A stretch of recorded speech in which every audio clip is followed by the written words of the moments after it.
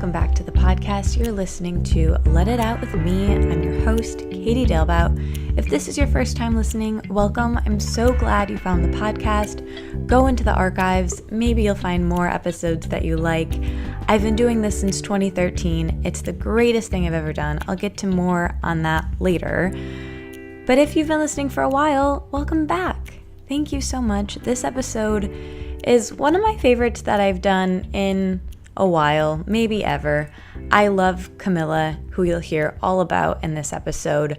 She is the owner of this restaurant here in New York City called Westbourne. She's also one of the most fascinating, educated, smartest, coolest.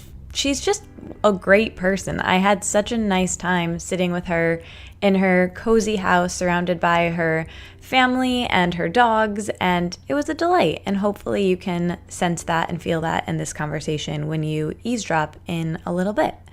Couple announcements for you before we get into this episode. Number one, I am emceeing the next Good Fest, which is in Philly on August 11th, so I would love to see you there. If you can come, that would be great. And I have a discount code for you. So when you get your ticket, they're almost sold out, but use the code Katie Dalebout 15. That's my full name, Katie Dalebout 15 for $15 off your ticket. I hope to see you guys there. I was there last year. I had a blast, and this year I'm hosting it. I can't believe it. I think it's going to be really great. Next big announcement that I have for you. I made something. I made a thing. This winter, I went into hibernation and worked for a really long time. I got to collaborate with some of my best friends on this project. And if you listened last week to my birthday episode, I talked about the process a little bit more. I didn't even mean to share it then, but it just kind of came out because it was kind of all I was thinking about for the past several weeks. But I, like you know, if you've been listening for a while, and if you're new, this is new information to you. I started this podcast in 2013 when not a lot of people were making podcasts. It was pre-Serial. It was pre kind of this podcast boom, but I got so much from it. It was a way for me to network. I think podcasting is the new networking. I get to meet and have conversations with people all over the world. At the time I was living in Michigan, and it made the world so much bigger and smaller at the same time. It helped me connect with people, and this art of conversation became somewhat meditative to me. For that amount of time where I was talking to someone, our phones were off and I was just doing that one thing, and I got to meet not just the people I was interviewing, but the people who were listening to the podcast. And this medium has given me so much that I really want anyone who has an idea for a podcast or has the slight inkling that they maybe want to make one to be able to make one. Because when I was getting started, I had someone help me. There were a lot of things that overwhelmed me about podcasting, like the technology or how to pay for everything or how to even someday make money with podcasting, or at least be self-sustaining with the cost that it actually takes to make a podcast.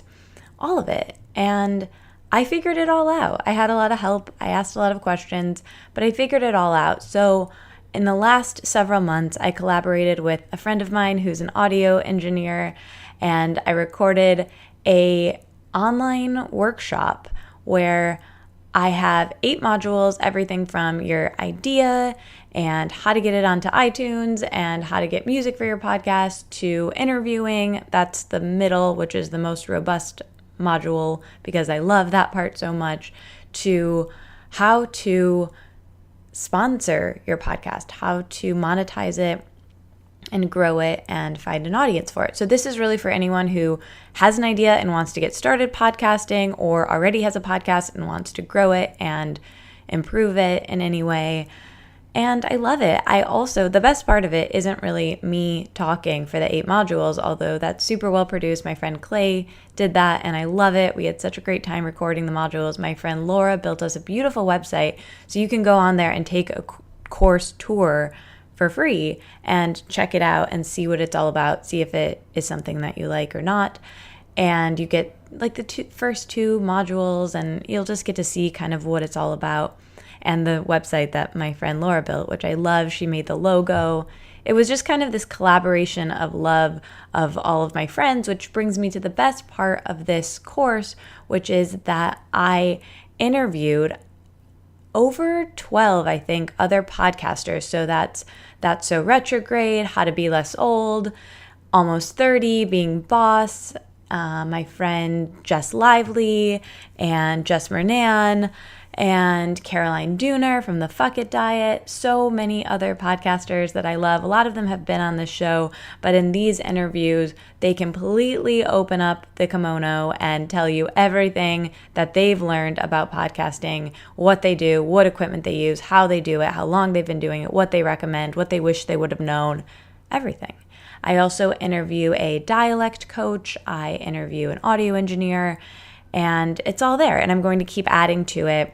And it's really just meant to be this club, this support group. There's a listener, or not a listener, there's a participant, I guess, in this workshop. There's a workshop Facebook group, so people can connect with each other. And then I'm doing some live hangouts where I can do what I do with my one-on-one podcast advising friends, I will do with the group.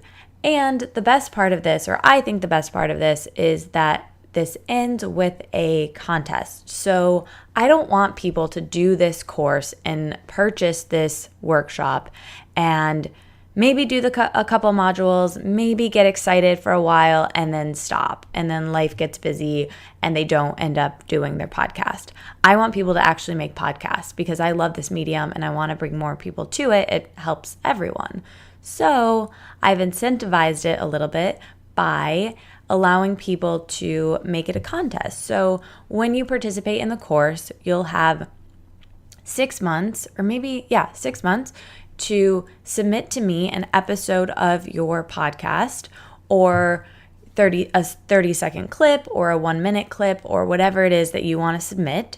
And then we will take all of those entries and I'm going to air the winner, one of them, on this podcast channel. So you'll actually get to hear from the winner of that contest. And I think it's a really great way to bring more listeners to that person's content. And I think it's a great incentive to actually complete the course and make something that you're proud of. Having a deadline really helps me, and I thought it might help you guys too. So no obligation. If you are not into making a podcast yourself and you are just someone who likes listening, cool.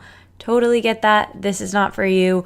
But if you know someone who might want to start a podcast or is considering it or thinks it might be helpful for their other pursuits to have a podcast with that, send this to them. This is how they get started. This is a great way to, learn. And like I said, this medium has given me so much. I studied broadcast in college and podcasting didn't really exist then, but I'm so happy it does now. And making an independent podcast is something that I'm so happy that I did.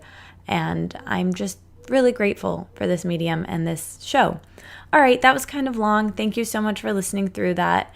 If you want to check it out, the link is in the show notes, or you can just go to launchpod.club. My friend Carolina came up with a name, which I love. And yeah, that's really it. There's early bird pricing right now, so it's going to launch on June 4th. So the next 2 weeks, there's early bird pricing, and then the price is going to go up in that final week. So you've got some time. Think it over. But again, try to decide by next week so you don't have to pay more. And for you guys, I almost forgot to mention the most important part. I'm doing a discount code. So since you listen to this podcast, since you are a friend of mine, there's a friends and family discount code that I'm going to give you right now that gives you $100 off the program. So that's on top of the early bird price discount too. $100 off. That makes it, pretty affordable for everything that comes with it. So the code for that, it's really simple. It's just let it out. Let it out. All one word. And that's it. All right, I'll talk to you guys at the end of the episode. Enjoy Camilla, and thank you for letting me talk about this thing that I've worked I don't want to say hard on, because I actually had a lot of fun creating it and getting to collaborate with friends, but it was really time consuming. And honestly, it's something that has taken me 5 years to create, because I've basically gathered all the information that I've learned in the last 5 years and put it in one place. So yeah, maybe you could Google all of it, but you know, I organized it in one place. And not only, I forgot to mention one more thing really quick. Not only are you getting all these audio modules and you're getting the interviews with the other podcasters, which is really where the value comes, but you're getting these templates for the emails that I send out to guests. You're getting the Excel trackers of how I track the guests and sponsorships and worksheets, and anyway, whatever. It's just really great. If it's for you, cool. If not, no biggie. Thank you for letting me ramble about it a little bit and tell you what I've been working on. And at least check out the website and the logo, because I love it, and my really best friend Laura made it. And yeah, I could talk about it all day, but I won't, because this is a long episode. Talk to you soon.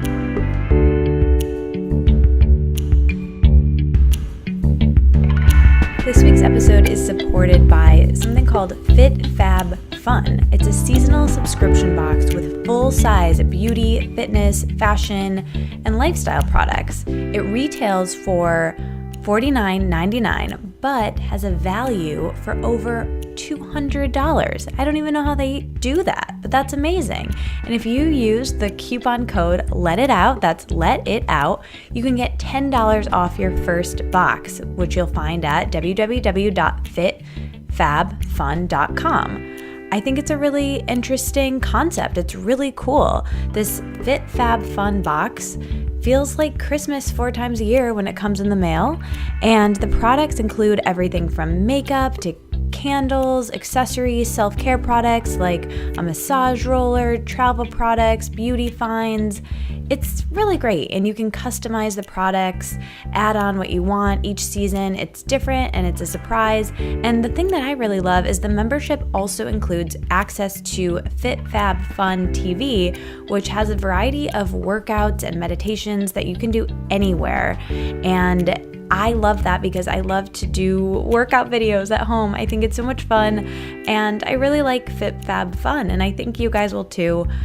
Just check it out. Again, you can get $10 off your first box by using the code LETITOUT at checkout. That's Let It Out.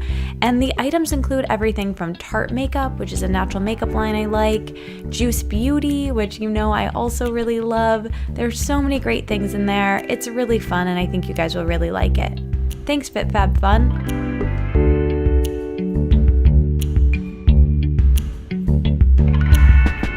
Well, congrats on everything. Congrats on Westbourne and all of your success and everything. I'm so happy to go back and talk about everything and how you got here from California and all of it. So let's start there. I'm from the Midwest, and that's defined my personality. I was telling everyone here. And I know you're from California, and that influences you in your work a lot. So can you talk about what you were like growing up? Did you have siblings? Were you close with your parents? Everything? We have the truth teller here. My cousin, who is more like a sister, so she's going to give me a look if I don't tell the truth. Do you guys get to see each other often? We do. We FaceTime almost weekly. Yeah. Did you guys grow up being close? Very. Yeah, where you were like at commune style? Did you live close by growing up? We did live close by. We did spend a lot of time together, matching outfits and all. Oh, that's amazing. I have 2 brothers. School? So we didn't go to the same school. Okay.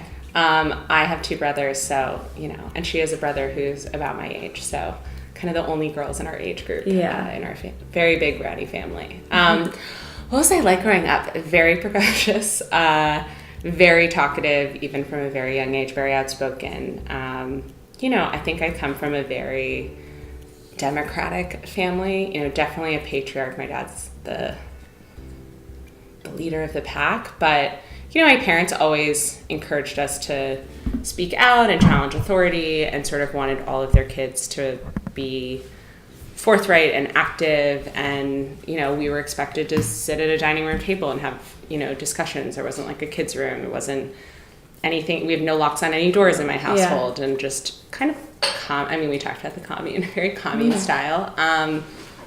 As a kid, Very talkative, very creative. I've always been into drawing and painting, always loved art since I was very young. I'm very left brain, right brain, so I was always very advanced at math. I was like 3 grades ahead in math, but also my real passion was being in the art studio, so it was a little bit, it's a little bit tough when you're growing up because I think they really want to categorize kids like, they're on the math track, or they're on the sports team, or they're, the artist that isn't good at school. And I think I always, and very much by the encouragement of my parents, I think always pushed back on any sort of convention or trying to be put into a box, and always had pretty varied interests. Total tomboy. I wore my brother's clothes till probably the age of like 14.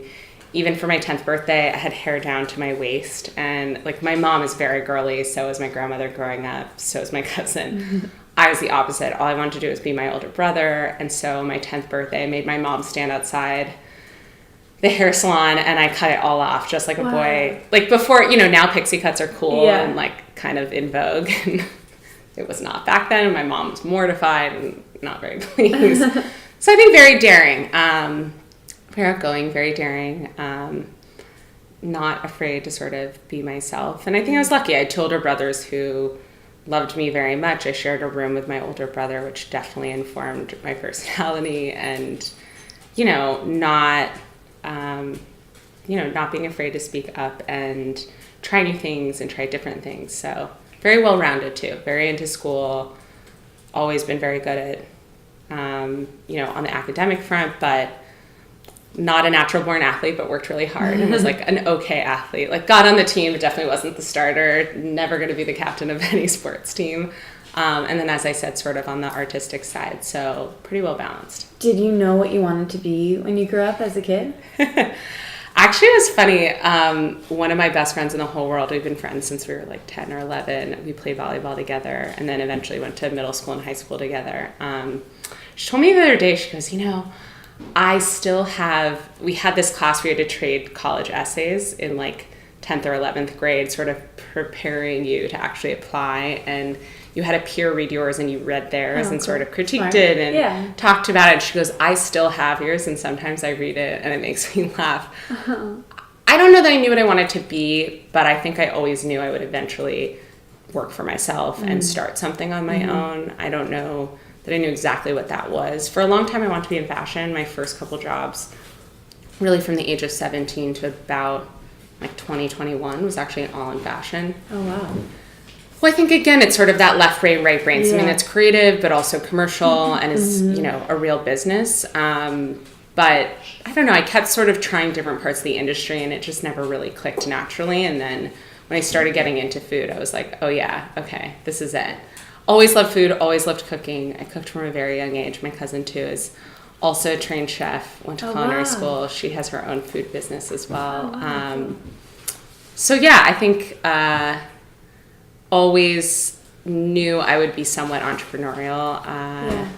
My dad's an entrepreneur. He always laughs. He's like, I think I made it look so fun that all of you guys want to do it. All my siblings are entrepreneurs. And I was like, it's certainly hard and there's risk, but I think when you see someone enjoying it so much and how fulfilling it can be, I know I told him, you shouldn't have made it look so, not easy, but I think very fulfilling. I think it, just always called me. So my college essay was about running my own business and being at a bank, in a meeting trying to get a loan for sort of my first store. So, I think always something like that. But I've never been a big planner. I never was like that. I still am not really like that. Every job that I've ever interviewed for, they always ask you that question, what's your 5-year plan? And I would always say, look, I can lie to you and I'm really good at making up stories, or I can tell you the truth, which is, look at my resume. I've always been open to opportunity and, again, kind of, I think being very afraid to be in a box or sort of be predictable. It's probably like a fear of being predictable. I think that led me to always sort of being open to that next step, even if I couldn't see it or knew exactly where the road would lead. I think I just always went from sort of, okay, this is interesting, I can learn a lot. Okay, this is interesting, I can learn a lot. And build it that way, which I think now looking back, it all makes sense. But in the moment, it was very hard along the way. I think people felt it was very hard to constantly prove what my path meant because it's very nonlinear. Yeah, it's like that Steve Jobs quote that I feel like always comes up in this podcast. You can't connect the dots moving forward, only going back. And sometimes you don't know what each step, how it's going to play out. But you just have to kind of like intuitively follow what's next. Yeah. Yeah. Exactly. Well, and I think also if you're really so focused on a plan or what you think is going to happen and predicting things, you're missing out on things that you may not have ever anticipated. And I think the greatest things that have ever happened, both personally and professionally, are things that not in a million years could I have scripted that, and who knows where it really leads. And I think you miss those detours, you miss those interesting turns if you're just sort of narrow in one lane. Yeah, exactly. So what brought you to the East Coast? Was it school that brought you here? So it's ironic. My mom always laughs. She really felt that having an East Coast education, ideally Ivy League, was, our parents' generation going to college was really coveted and something very special. Both my parents went to UCLA, and I think for them to have children that went to an Ivy League school and really, had friends from around the world and could really see things sort of outside of their bubble was really important. I had one brother who stayed on the West Coast. My other brother also went to UPenn like I did to Wharton. And it's funny, I felt like we were pushed kind of out of the nest in that way. We're very connected. I was like the kid that never slept out. Like, I'm totally fine being picked up at like 4 or 5 in the morning, but like I like to be home, never went to sleepaway camp.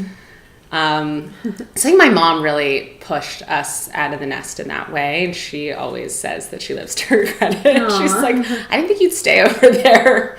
I said, well, you did encourage it. So I came out to the East Coast first to Philadelphia for college. First year I think was really hard. It was a huge cultural change and shock. And like I said, I never went to summer camp or really spent time outside of Los Angeles, and I played volleyball and we traveled a lot, but not in the same way. So I thank her because I think it was important to get that sense of independence. I loved Philadelphia. I think it was the perfect transition to a place like New York. Stepping stone, yeah. Yeah, you really can walk the whole city almost, and it's very neighborhoody, and 50% of Penn comes from that area, from in and around Pennsylvania and Philadelphia. Yeah. So, you do have a very big local culture, and you're really part of the city. Yeah. And, but it's a manageable city. The restaurant scene has kind of exploded. I started, like, Michael Solomonov started really gaining traction. Steven Starr started expanding, like, right around that time. So when you were there going to school, were you into food while you were in school? So I've always loved food, always loved cooking. My mom's funny. She always tells me stories when I was younger. My mom's a great cook, but she doesn't like to cook. She never cooked when she was younger. When my parents got married, before they got married, she had hosted my dad for dinner, and he thought she made the meal. Lo and behold, she didn't. Who made it? Her house. My mom's mom died when she was very young, and she's one of 5 siblings. Her dad was a doctor, and obviously not at home a lot, so they had an amazing nanny, I guess, if you will, but really sort of surrogate mom. And, her role was, well, no one can be in the kitchen. Like, I can't keep this house straight if anyone's in here. So no one was allowed to do anything, because otherwise, like, the house would burn down. So when they got married, she was like, oh, my dad said, so what's for dinner? She goes, I don't know. What are you talking about? And he's like, what happened to all those meals? So she's actually a great cook, but it's not really, I think, her passion. And so I think I started taking on a lot of those responsibilities at home, and I really found it so therapeutic. Even now, it's sort of my Zen mode. You can be creative, but there's a lot of science and math involved, and, a technical element. You should balance time with what you're doing, and then also the creativity, obviously, of sort of what you're making, the flavors. Yeah. And so in college, I already, I think at that point, realized probably early in college that I wanted to go to culinary school. I sort of had plotted that I'd do it after going to undergraduate business school, sort of crossed all the, dotted all the I's, crossed all the T's, and then I could sort of do a year of indulgence and fun. I lived in a house of 7 girls, and I would cook at least twice a week. We had sort of family dinner. Wow. And I still love to cook, only for a lot of people. I hate cooking for just 1 or 2.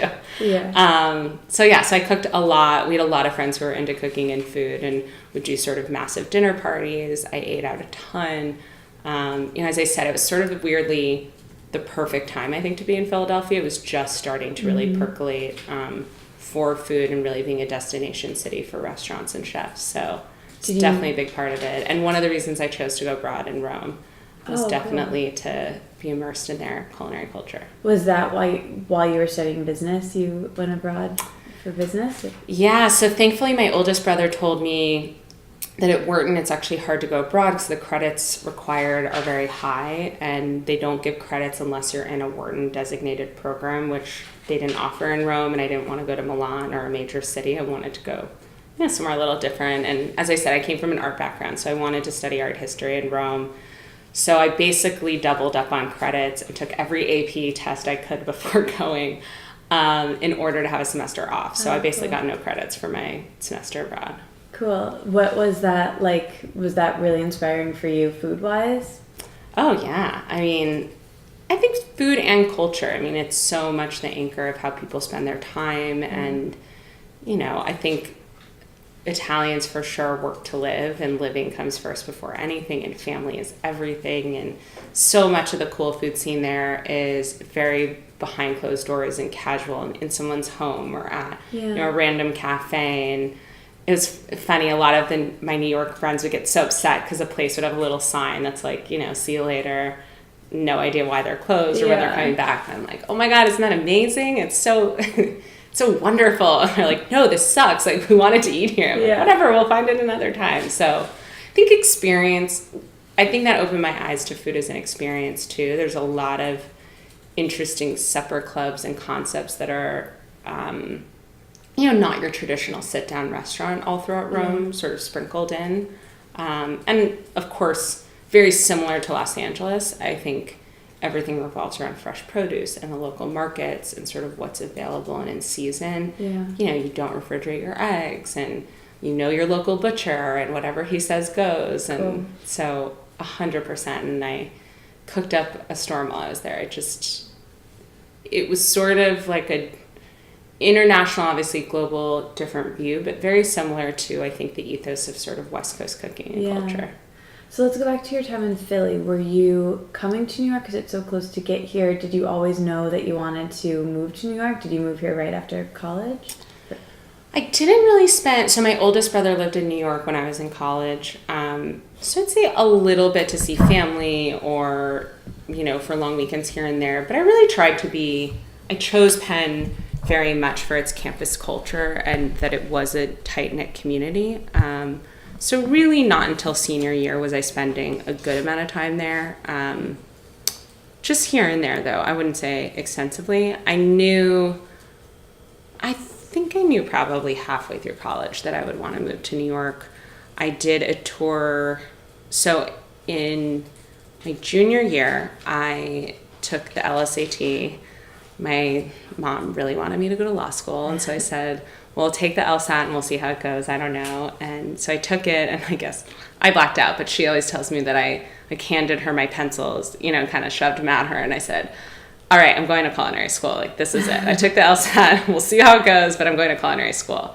So I came to New York, did a tour of the French Culinary Institute that summer, and just one bite of the baguette, and I was like, yes, I'm in. I need to know all of this. And I think for me, like I said, I already knew it was sort of something I wanted to do as a bucket list thing, and I felt like the further life goes, the more responsibilities you have, and it's hard to sort of just do a year that's purely indulging yourself in something you're interested in. I don't know that I was aware of thinking at the time of it as a professional career. I mean, also, now Penn has Penn Appetit, which is a food magazine, and a lot of courses on hospitality business. They have speakers from our industry. None of that existed. When I told my guidance counselor in college from Wharton that I wanted to go to culinary school, she had a meltdown. It just, no one was going into the industry at that time. So it's not like it is today, where I think saying to someone out of college, okay, I want to be in hospitality.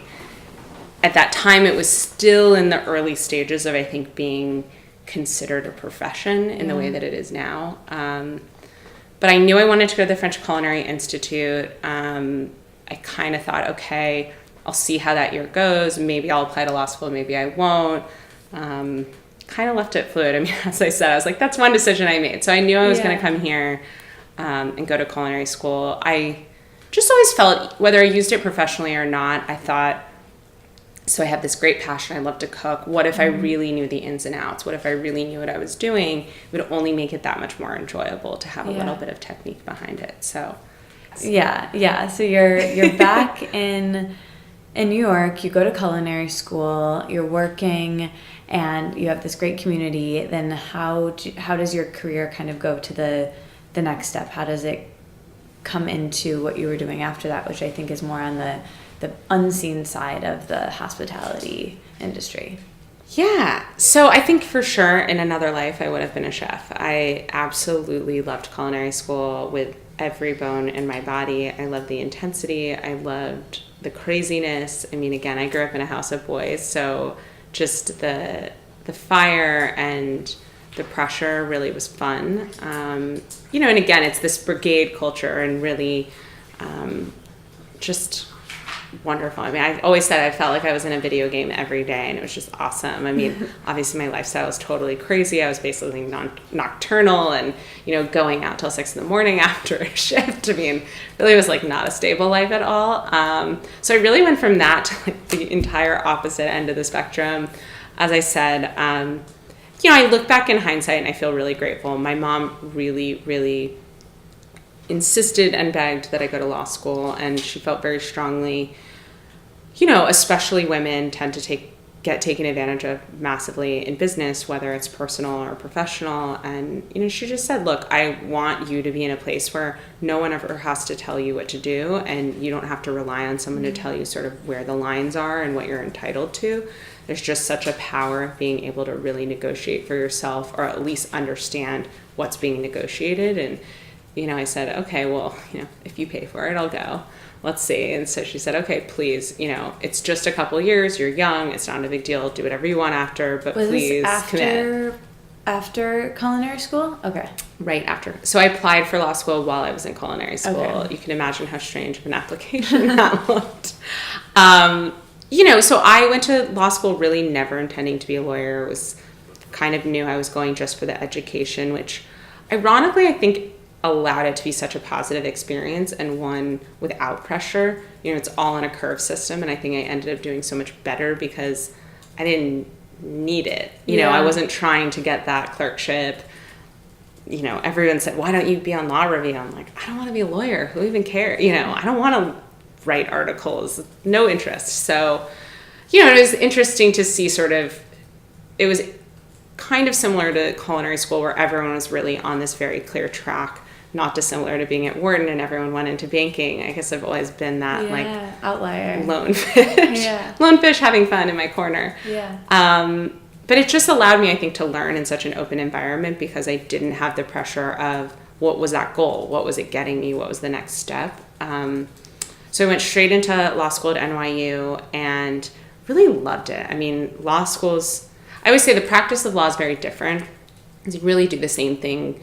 And again, you get sort of narrowed into a practice area. But law school is fascinating. I mean, I learned all about the sports legal system and the league system. And I learned about contracts and I learned about civil procedure. And ironically, I had one class on civil procedure where all it was every day was a mock trial based on a different constitutional amendment. Ironically, mine was the Second Amendment, which obviously now is being so hotly debated as it should, in such an interesting way. And that was part of, I think, what my mom was trying to get at as well, is our world is just so legally involved, and whether you think it's applicable or not, a good point. Every time you sign a lease, you get married, send a kid to school. It's really good info to have.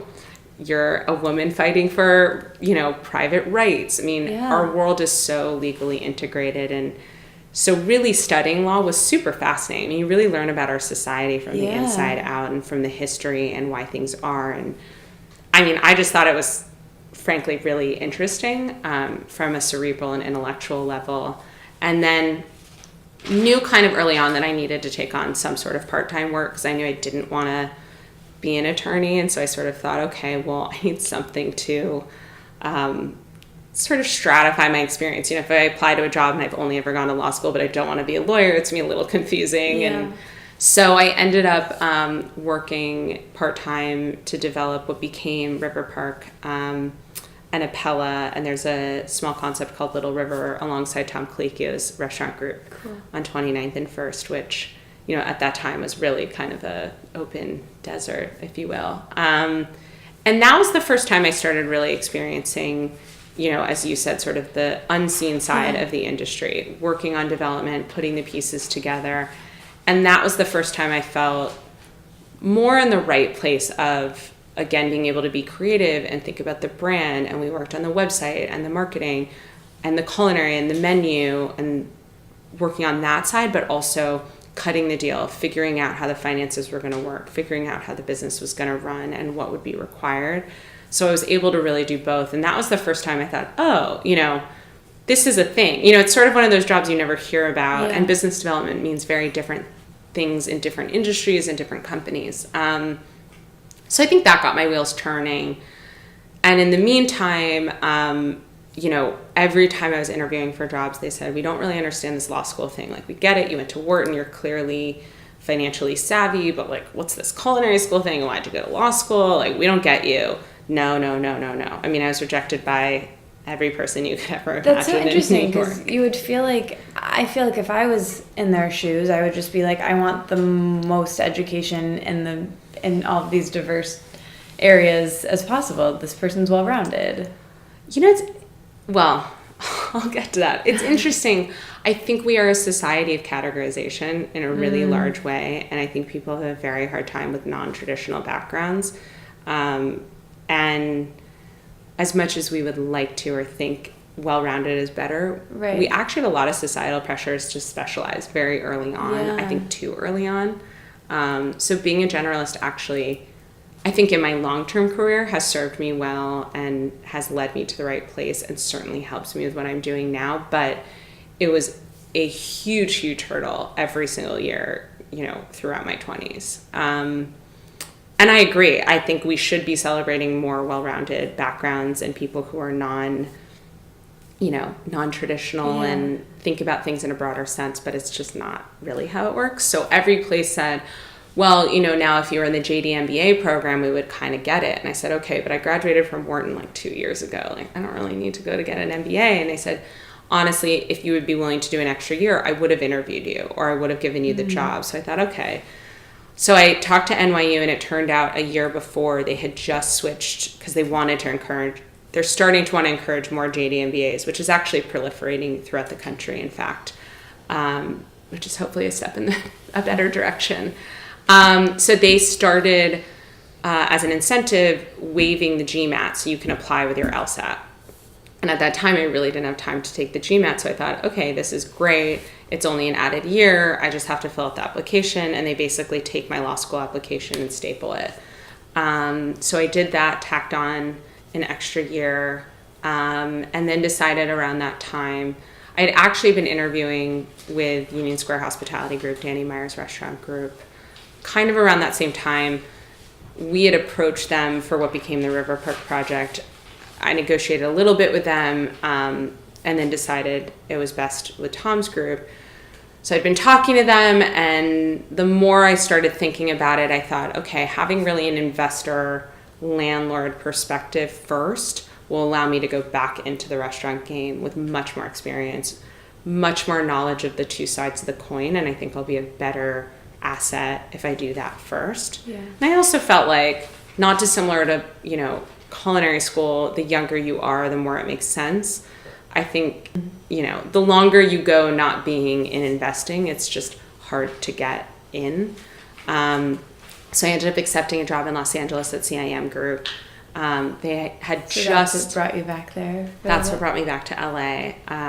And, you know, as I said, I had been talking to Danny Meyer in the restaurant group, and, you know, I said, you know, I got this offer. I feel like I have to take it. And they said, you know, really? Are you sure? Like, you don't want to stay here and do this? And I said, you know, I think this will make me a better candidate down the road. I feel like I'm just not ready, and I think this is the right thing. And they said, kind of thought I was crazy. And all my friends were like, you're nuts. This is much more what you're meant to do. This is not the right detour. And I said, look, I totally believe in signs, and I'm very LA in that way. And I said, this is just telling you, I know in my heart this is the way to go.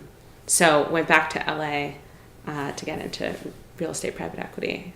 And then eventually you come back to New York and you're doing something similar here with real estate and hospitality? No, so when I took the job at CIM Group, one of the things that really interested me was they're very full circle. So when you're on the investment team, you negotiate the deal, you finance it, and then you run it. You soup to nuts, you sell it, everything. Everything's in your camp. So I loved that I could really get my hands in a lot. They did a lot of ground up development, and they did a lot in hotels and retail and restaurants. So the hospitality side of the business is what I ended up focusing mostly on.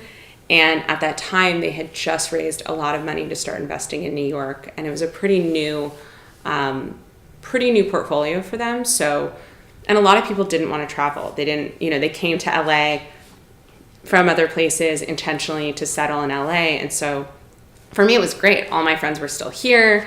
I could travel on an expense account. I thought it was such a great opportunity and experience to really put so much capital to work in that way. Yeah. So I ended up focusing, as I said, a lot on hospitality, a lot on the East Coast, mostly New York, and ended up keeping in touch with the then president of USHG, who's since left, but at the time was number 2 under Danny. And we're having dinner one night when I was here on a deal, and I said, oh, whatever happened to that director, your business development role you were thinking about? And he said, oh, we never hired anyone. And I was like, wait, a year and a half, 2 years later, this role is still open. That's crazy. And so I thought, oh, another sign. So I said, would you let me interview again? And he said, wait, are you moving back here? I said, well, for this I would.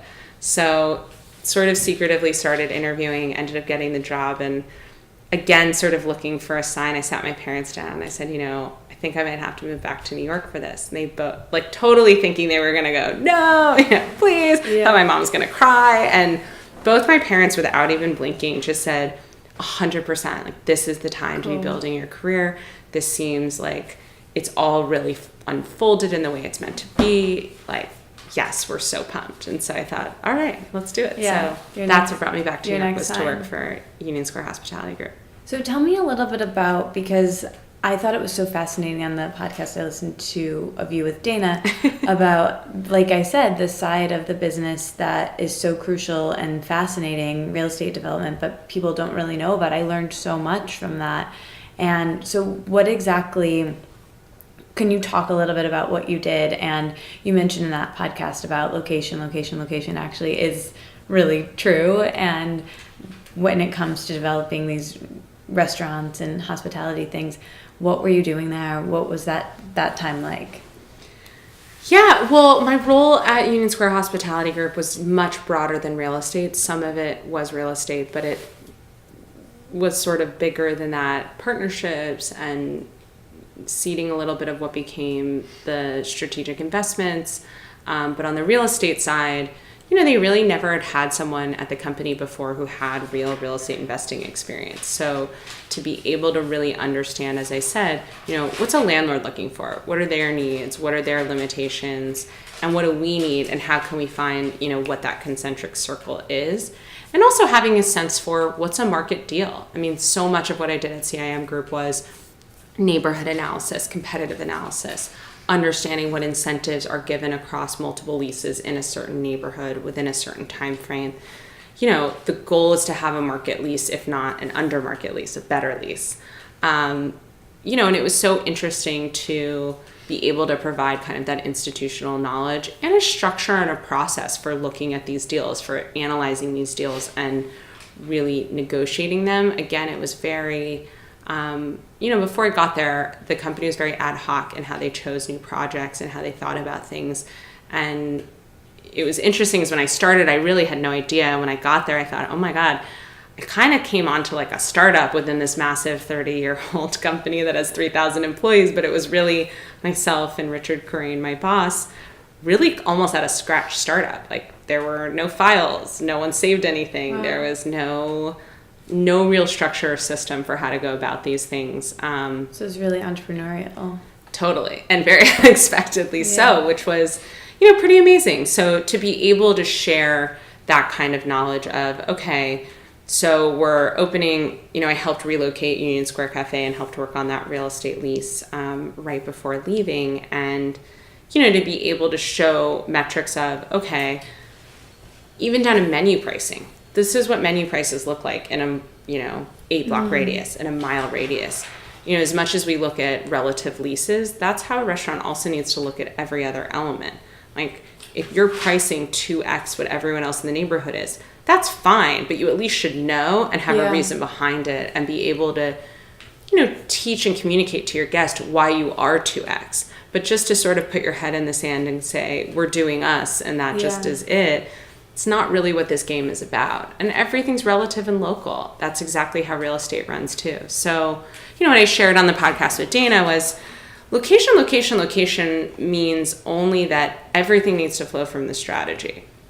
Whatever your strategy is, whatever your concept is, everything needs to fit it. So, right now with Westbourne, we're an all-day concept. We're open 8 a.m. to 10 p.m. and all the way through. So for us, a neighborhood has to have people who work there, people who live there, actual locals that are around and about, and ideally some tourist traffic, to really be full and activated full day versus if you're a dinner-only restaurant, great, that's fine, but you should make sure that there's evening traffic. So for example, Dumbo, super busy during the day and weekends, less busy at night. Williamsburg has the opposite, very busy at night, much less activated during the day. Part of that too is, okay, do you want a hotel deal? Is being part of a hotel that has people there 24/7, does that fit your concept? Maybe, maybe not. Is your concept meant to have a small space? Is it meant to have a large space? All those things should be funneled through your concept and your strategy, and the location needs to be, every single box needs to be checked as far as it's supporting what the needs of that business are. Yeah. I am so eager to get to Westbourne and talk about the power of the neighborhood and talk about your newest creation, your, like you mentioned, the beautiful restaurant you created, named after the street you grew up in, California. And first of all, congratulations. Thank you. It's basically like my dream come true restaurant. Can you talk about what the process was opening it, what some of your inspirations were, and how it's going now? How many months in? Not that many. So we're 9 weeks, just past 2 months. Yeah. So still a baby. What's happening? How have those 2 months been? What was it like leading up to that? Tell me everything. So leading up to it, the irony of all ironies is that the real estate was the hardest part to put in place. We had a couple factors that were very interesting to deal with. And it led to about 3 to 4 failed real estate deals before we found our current location. Whether it was the deal fell through or I walked away from 2 leases basically at Signature after being approved by the community board for beer and wine. The trouble I was finding was, vis-a-vis a landlord, which I understand, I'm a startup. It doesn't exist. I can't say, oh, there's this concept that I started uptown or in LA or in a different city and I want to bring it here. It's, I really had a very simple deck. I had myself, my story, my bio, but, vis-a-vis a landlord, I'm a risk. It's an unproven concept. It's something that's scratch and brand new that they can't really wrap their heads around. And they don't know you and all of your experience from... Exactly. So, the challenge being it's a risk for them, but at the same time, I'm not a startup. I'm not an unsophisticated tenant. I'm someone who knows a lot about real estate. So I kept finding a lot of landlords were really trying to push me into a very non-market, non-competitive, very onerous lease that had a lot of stipulations that were just not acceptable or fair. And, the answer to them is, well, I have 10 people who would sign this. And I said, the sad part is you're right. And that saddens me for our industry, that there are so many people that don't have the right resources, that don't have the right background, and aren't able to know that those aren't terms that you should be signing from a restaurant business standpoint. Yeah. So it was sort of a power struggle in that way of knowing too much and not being an unsophisticated restaurant business, but also not having a proven track record and not having a lot of leverage without that. So took a long time, but we signed this lease last April, so we had a pretty short development time from lease to opening. We were waiting for Con Ed for over 2 months for both power and gas, which is what led us to a January 10th opening. We were supposed to open in November. Oh, wow. But, as my dad says, if it was easy, everyone would do it. Yep. If New York was warm, we'd have, 1 billion people living here. So, we have to take it with a grain of salt. So the road to opening, I think the hurdles and sort of the bumps in the road just helped me refine what I was thinking, and also helped kind of prove to me that I was really interested in doing this, and it was worth fighting for, and it was worth working for. And I think, whenever you encounter adversity, I think it just helps you clarify whether it's something you're really willing to stick to. I mean, in any endeavor, a book is no joke to write. And, I think sometimes it takes that being challenged to help solidify both your vision, but also your commitment to it. Yeah. So it's going really well so far. We're very, very happy, very pleased, and feeling very fortunate to be, I feel as though we're very ingrained in our community there, and I think we're very fortunate that that's the case. Yeah, I read that you said, and I wrote this down, maybe in the Vogue article, but you said, it's inspired by wellness and the balance that you grew up with on the West Coast and celebrating the bounty of California agriculture and makers. What do you miss most from the West Coast, and how do you bring that into the space? A few things. One of the first is, we have all communal seating, so everyone sits with strangers and bumps into one another. And, it's not like the farm table the way a lot of restaurants have all of our seatings open and communal. And it's so funny. It's such a thing on the West Coast to do that. And I think, there's a sense of fun and, again, opportunity and chance when you sort of run into someone, you make a new friend. Mm-hmm. It's funny to see a little bit of New Yorkers they give me this look of terror when I ask them to sit with someone random, and then afterwards they're like, oh, I made a new friend, we're going running tomorrow. Aww. And you're like, see, just embrace a little bit of the unexpected. I think we're lucky. I think you can, yes, West Coast produce and agriculture still reigns supreme, but we are fortunate, I think, to get a lot of really great local and organic goods. And cool. I think our goal is to highlight that every season has beauty, and, our bounty plate, for example, we open in the dead of winter, and we're using all in-season ingredients, and to show that can be colorful and exciting and delicious and inspiring, even though it's January in New York, is sort of what we're going for. Yeah. Everything, the aesthetic of Westbourne, from the logo and the design to the Instagram feed to the bounty plate to the plates and the way that it actually looks and the design of this actual space is so beautiful. Can you talk about your aesthetic? You have such a clear aesthetic. You're one of my favorite people to follow on Instagram, just personally. You.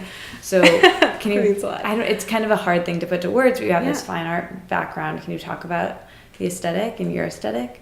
Yeah. So I knew, it's funny, I actually had the name probably before the real full concept came to be. I had market tested it on a lot of people and sort of asked them, and everyone had the same sort of reaction. They went, it's so perfect. And I thought, oh, that's great. That's exactly the feeling. Yeah. So I had the name. I was pretty clear on the concept. I knew I wanted to work with Studio Maya out of LA.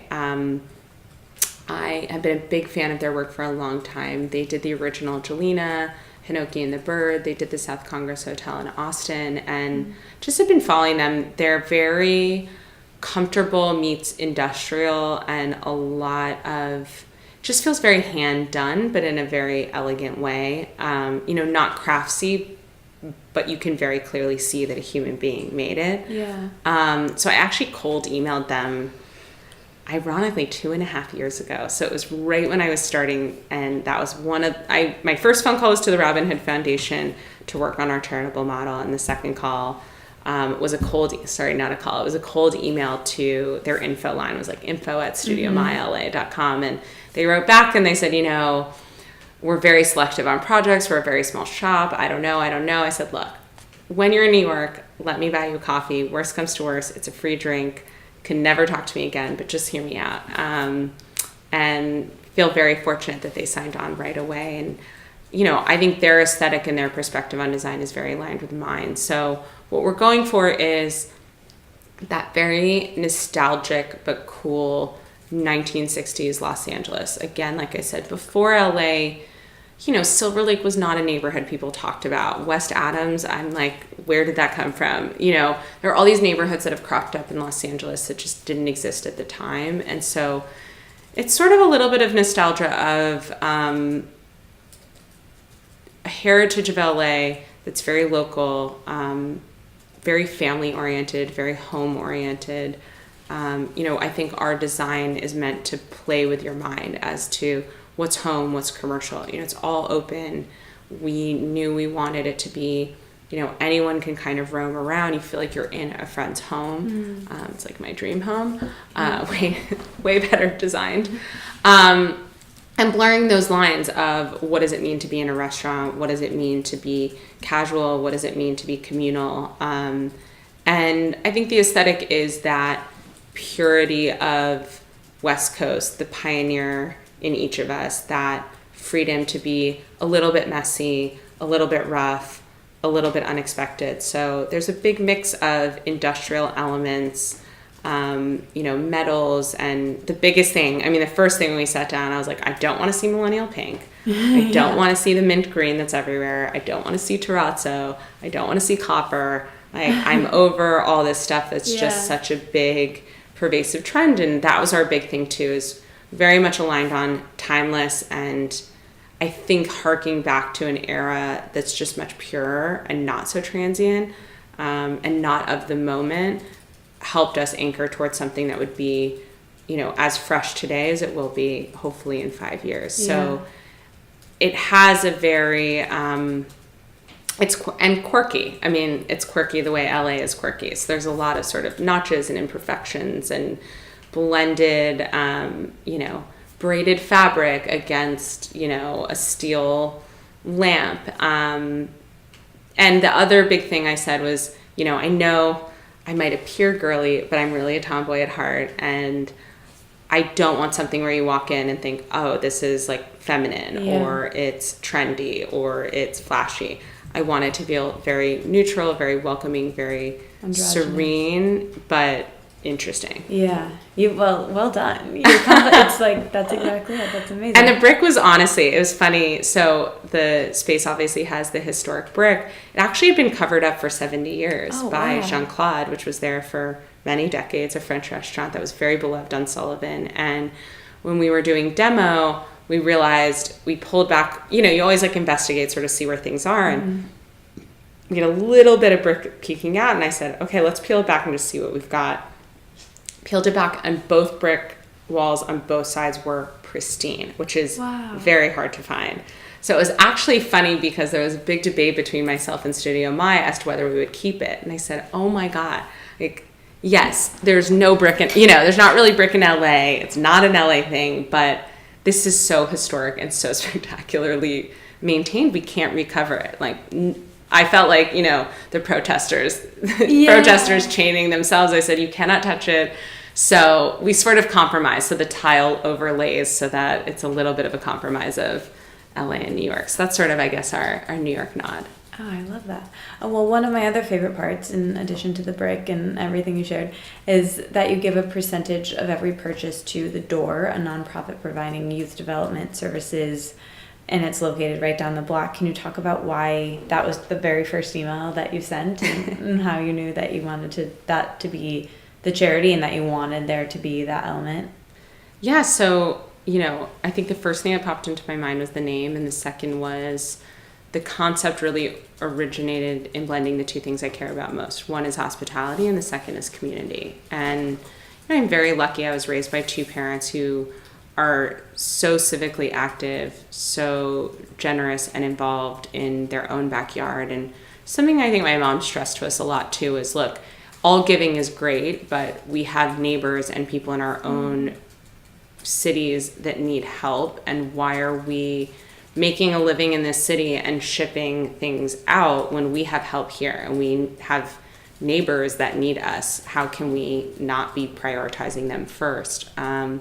So it got me thinking a lot especially being a Union Square hospitality group where, all the restaurants are generous. Danny obviously is a big position with Share Our Strength, but there wasn't sort of a large strategic platform. And you look at how my generation, I think, has changed the game when it comes to philanthropy. I don't think we want to put our names on buildings anymore. I don't think it's about big splashy galas. I think it's about aligning with brands, wearing brands, purchasing things, and voting with your dollars on a day-to-day basis, not these like once in every 5 years, big, massive donation. You look at the rise of Warby Parker and Tom's and Feed, and I think it's, even Everlane with its transparency, I think we're just craving improving our society, but in a more incremental day-to-day way and through our routine, what we wear, what we consume, where we live. And yet there's such an interesting disconnect.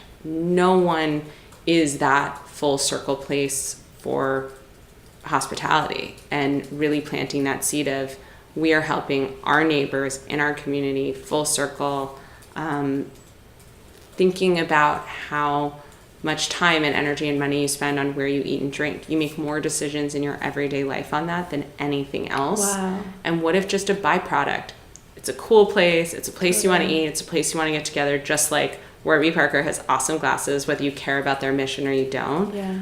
What if that really made an impact, and made an impact on a neighbor that lived in your community? Like, what if that was the new model of how we ate and what we supported when it comes to dining out?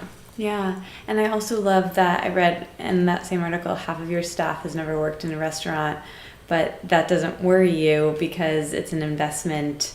And can you speak about that a bit and how you look at hospitality? I thought this was so great as one of the last frontiers where you need passion over a degree. Yeah, I mean, you really look at how our society, again, if you think about how philanthropy is changing, our job market's changing at a crazy clip every single year, and more industries are being automated, robotics, AI, I mean, even virtual reality. I mean, our world is getting very digitized, and with that comes less human jobs, but also human jobs that require much more advanced knowledge and degrees and experience. That gap is widening, and there's just not a lot of industries that really can foster a career that leads to the middle class. There's just not that many. I mean, retail, restaurants, there's very, very few left, and few left that won't change. Even construction in a lot of ways, some is being automated. I don't believe that hospitality will ever be automated. I don't think that we're going to be dining out with robots. I think we will still want that human connection. Yeah. Ditto. I think like those airport iPads. I think it will remain a human need to still want to socialize and want to be out with people. And, you can start at a restaurant with no experience, stay on, work hard, have a passion for really taking care of people, and really have upward mobility into management, making 6 figures and a real life for yourself, no matter what city, no matter what level of a restaurant. There's so much upward mobility, and there's so much open space for anyone who's just willing to work hard and commit to learning. And there's no barrier to entry. There just aren't those dynamics in many industries left. And I think to really take that seriously can make a very big impact on our society. Yeah, I loved that. And you didn't mention this, but I wrote down all of these things from that article that I love, that you have health insurance for every employee. There's a pre-service staff meditation, which I love. You mentioned before that you tried to go to a workout class, but you were 6 minutes late, but there's workout classes. And then that you do what kind of you did for yourself with your own education, with having people be more generalists, cross-training, so every employee knows every position that needs to be done in the restaurant. So it's, like you were saying, more communal. Can you talk about how that's going and what that's been like? So that's another element. I've been told I was crazy probably through this whole process. Everyone told me I was crazy to get into restaurants. I was crazy to have it be about LA. I was crazy to work with Studio Mine, our visual designer photo studio out of Austin. Like, why wouldn't you use people in New York? Why are you using these people in other cities? And why are you doing it this way? How do you take that feedback? Like, do you mentally just like put up a shield, or do you just like do you let it affect you? Because I don't know, I can be so malleable with, I know what I want, and then I just let people mold me.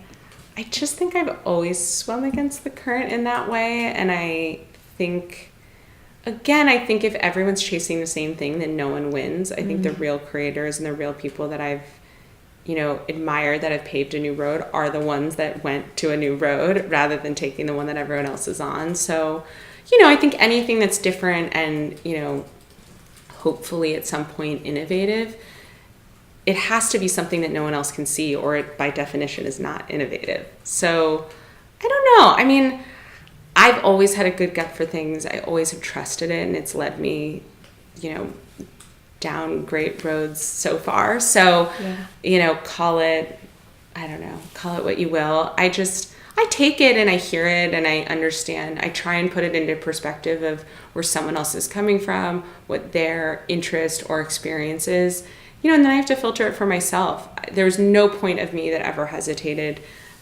working with a design firm in LA. And, the day I spoke to the owner of that and the owner of Foda, it was almost like love at first conversation, and we just spoke the same language and saw things the same, the references to Los Angeles in that era, and, kind of nostalgic, a little bit surfer culture, and that open possibility of the West Coast just spoke to all of us so instantly that, I don't know, someone who says, why would you do that? To me, it's sort of like, well, we date on the internet and we get in strangers' cars now, I don't know. 5 years ago, I thought none of that would be possible. So who really cares? Yeah. So a lot of friends in the industry had sort of said to me, this will never work. You can't just train people in different positions, and you can't just have one team. That's not how our business works. And I said, I know. I don't like how the business works. Yeah. I don't like that there are porters that are the underbelly of this industry, that people don't consider part of their teams, that stay in that position for their whole careers. I mean, it's a caste system. And that's not what this industry should stand for. It should stand for progression and really, as I said earlier, provide a real career path to the middle class, if not above that. I really believe against that. So we have no dishwashers, we have no porters. Every person is a team member. They are paid the exact same no matter what your position on shift is. We do offer full health insurance, a lot of other perks, including Embrace Your Side Hustle, which is a reimbursement for anything cultural wellness or intellectually related. So anything from an art museum ticket to a meal out to, even a movie ticket. I mean, that's cultural. So, just trying to get our team. Reimburse them for that? Mm-hmm. Wow. That's so cool.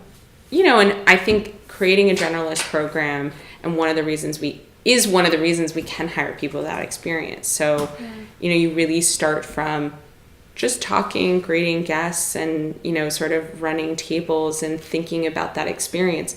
Any person who has a warm soul can do that. It's not rocket science. They can take care of someone if they have the heart to do it. The technique of serving, of, how you greet someone and how you clear a table and how you organize things, it's very easy to teach, and it's very basic. So we have such a natural entry point into different positions, and then we rotate. So everyone is cross-trained. And one of the reasons for coming up with that was, again, wanting our team members to be well-rounded, to understand the restaurant from a 360 angle, to understand, it's a business, it's a family, it's an experience, it's all of those things. And if you're only doing this one job every single day, you're peeling potatoes and that's all you do every single day in a restaurant, or you're the person that washes dishes every day, you have no sense of sort of what makes this industry intricate and what makes it possible and what makes Westbourne special.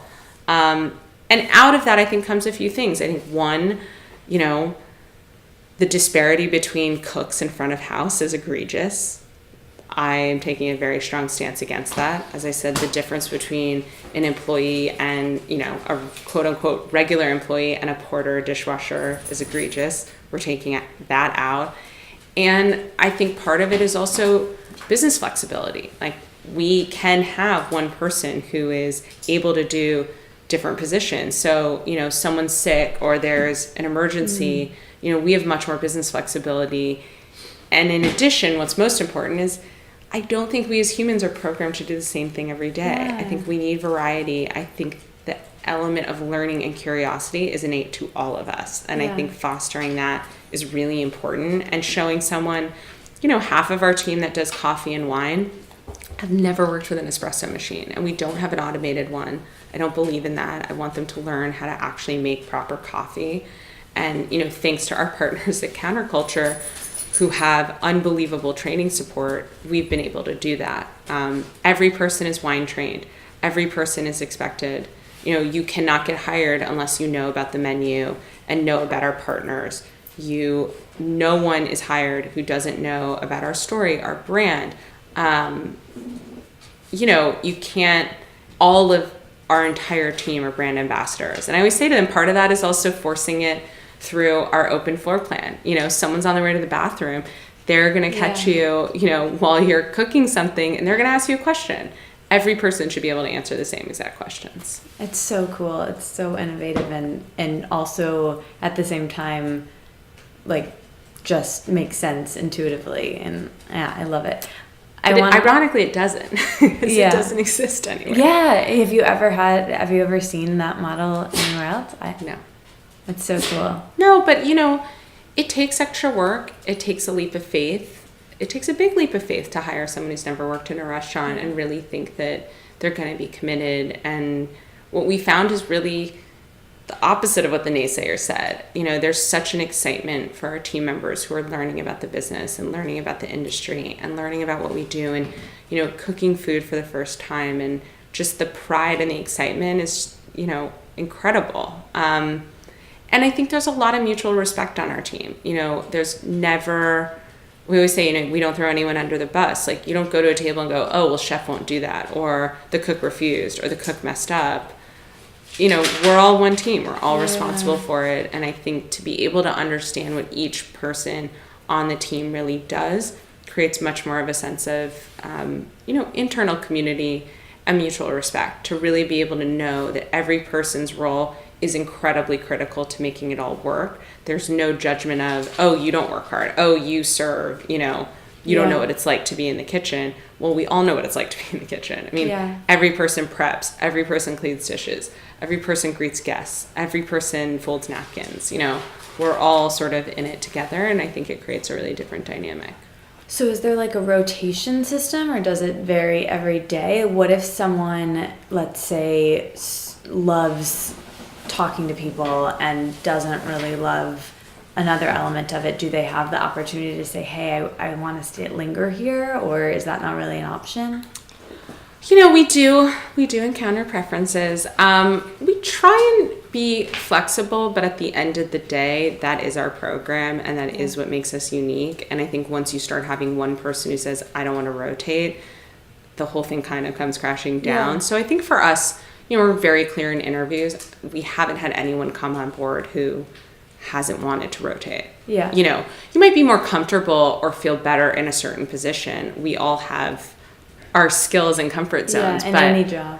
But I think everyone to date has been game for even saying, hey, I'm really great at talking to guests. I don't really know how to cook. I'm willing to do prep, but I'm new. Is that going to be okay? I'm not that fast, or I'm not that great at that. Is that going to be okay? So, I think if someone really didn't want to rotate, we just wouldn't really be the right place for them. Yeah. So, sort of like I say with any brand or any business, you can't be all things to all people. That's just not a strategy. I think you have to have a little bit of friction, and you have to be a little polarizing to stand for something.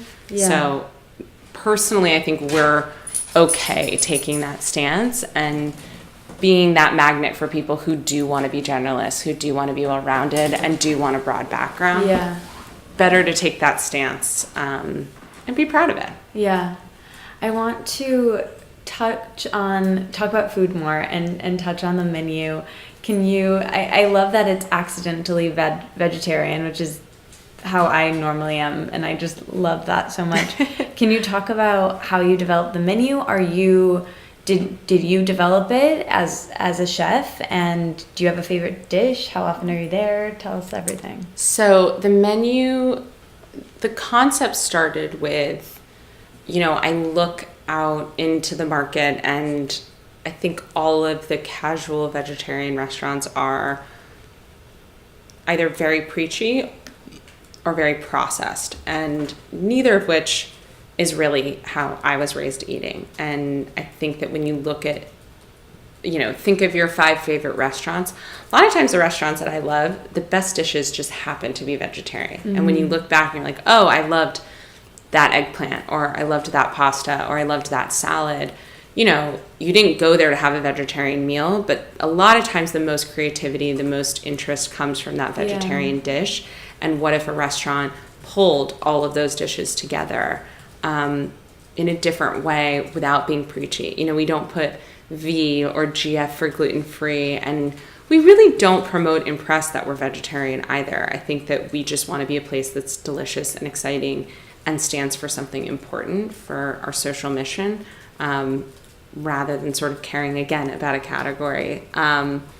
So menu development started for a while with myself, and then we brought on a culinary director who's also from Los Angeles. Her name's Amy Yee. She came from John George in Upland. Super, super talented. And it really grew into a very organic, very mutual collaboration. So, it was so great we met through a mutual friend very serendipitously, and it was sort of love at first sight. I had the concept and I had so much of the vision and direction, but I knew that I wanted a culinary director to really take us to the next level. And, again, my highest and best use, while I dream of being a chef in another life, definitely wasn't just being in the kitchen every day. And I knew which we do, have very sort of big goals of where we want to take this at some point. Step 1 is first step, but so when I met her, it really clicked almost instantly. We're about the same age. She's also born and raised in Los Angeles, very rare native, and so much of our food references and our interest in the food that we were raised with was very, very similar. So really took off from there pretty quickly. Favorite dish? Ooh, it kind of rotates. Obviously all of them are dishes that I love. Nothing would go on the menu that I didn't think was spectacular. The sleeper hit for me right now is our Over the Rainbow. I'm really not a macro bowl eater. It's not my thing. And I think a lot of times the connotation is almost too clean, a little bland, a little boring. Mm-hmm. And I think ours is so packed with flavor and spices and such interesting vegetables, and our jalapeno tahini is like out of this world. I would put it on cardboard and eat it. It's so good. It's just very balanced, and I think represents what we do, which is flipping expectations a little bit on its head and packing a punch in a really unexpected way. Yeah. That, and the mush Reuben too is definitely one of our more popular dishes. I think just really satisfying, really indulgent, really decadent, but with super high quality mushrooms. We source from Primordia Farms in Pennsylvania, and they're just these beautiful, beautiful maitake mushrooms that I could probably eat those plain. But it's just a really, really satisfying sandwich. So how often are you there, and do you feel like you, comparatively to how your life was structured before, which was more on the other side of restaurants, the unseen side, what's a typical day for you like now? There are no typical days. Never were, never are. So my split is pretty even. I'm in the restaurant, certainly in the first month it was every single day, every minute. After 3 weeks, I finally sat everyone down and I just said, look, this is not sustainable and everyone needs to sleep. We are not going, I always say you can't do your best unless you're your best self. So balance and taking time for oneself is very important to me. I do not want anyone to burn out, and I want us to still have a little bit of a life. So I try and take 2 days a week that I am not there at all. Part of that is also, I think, it's hard when it's yours to take the hands off the wheel, but I think if you don't, you have to show trust to get trust. And if you're constantly there, I always say it's sort of like swacking the basketball out of someone's hand. It's like, just let them run with it, and everyone's going to make mistakes and not everything's going to be perfect. But if our team members and our management team aren't learning and doing things on their own, and I'm always there to either ask questions to or fix or whatever, and not that I have any, I don't have all those answers anyway, then we're not growing, and each of us won't be able to grow if, there's sort of that safety blanket always there. So I try and really balance it out and not be there 24/7 for that reason, not because I don't love it. And it's hard because I definitely created a place I want to hang out all the time. So sometimes I have to remind myself that I can't be there all the time. Yeah. But it's split. I think as much of my time is on developing our team, thinking about our strategy, running the business, but also thinking outside the box. I'm always the person that will pretty much take any meeting. I think that, again, can't know what's around the corner unless you sort of have your eyes and head up. So yeah, it's different between meeting with different partners and, helping direct our social media and thinking about our menu and events. So we just did a pop-up with June's All Day in Austin for South by Southwest. I have to make sure that I focus very hard on taking the space to be able to sort of brainstorm those creative and fun and out of the box and bigger sort of activations, as well as sort of, what our strategy and growth plans are. Yeah. I feel like we kind of took a leap when we were talking about your experience, and you were, working with this other company as their director, and then all of a sudden you had Westbourne. And I know that you're also an angel investor, which you spoke about in Dana's podcast, and I found that fascinating. Could you talk about how you got into that and what exactly it means, and advice for, even breaking into that? Sure. Yeah. So angel investing really just means an individual investor. So you don't have a fund, you don't invest through a trust. It's just a person sort of giving you a check.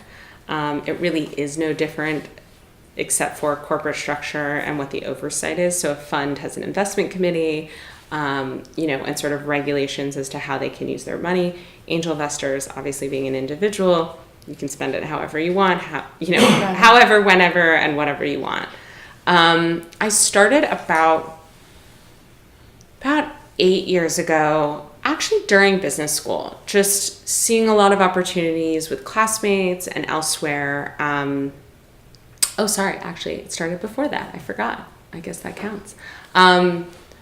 After the first year, so it is 10 years. After the first year at Del Anima, they started to form a restaurant group, which became Epicurean Management. And they were about to open L'Artusi, and they were fundraising for it. And I said to the owner, August, who is now a very dear friend and mentor, I said, I want in. I love Del Anima. L'Artusi is going to be twice the size. It's going to be awesome. And I called my dad and I said, can you loan me the money for this investment? And he was like, yeah, you're joking me. No. Like, you're in culinary school and about to go to law school. Like, no, you're crazy. And turned out he was wrong. It was a great investment. All their investors did very well. So the next time around, a couple of years later, when they opened Amphora, which is their wine bar, I was able to, at that point, save enough on my own after working a little bit, and ended up, that was my first investment, was in Amphora.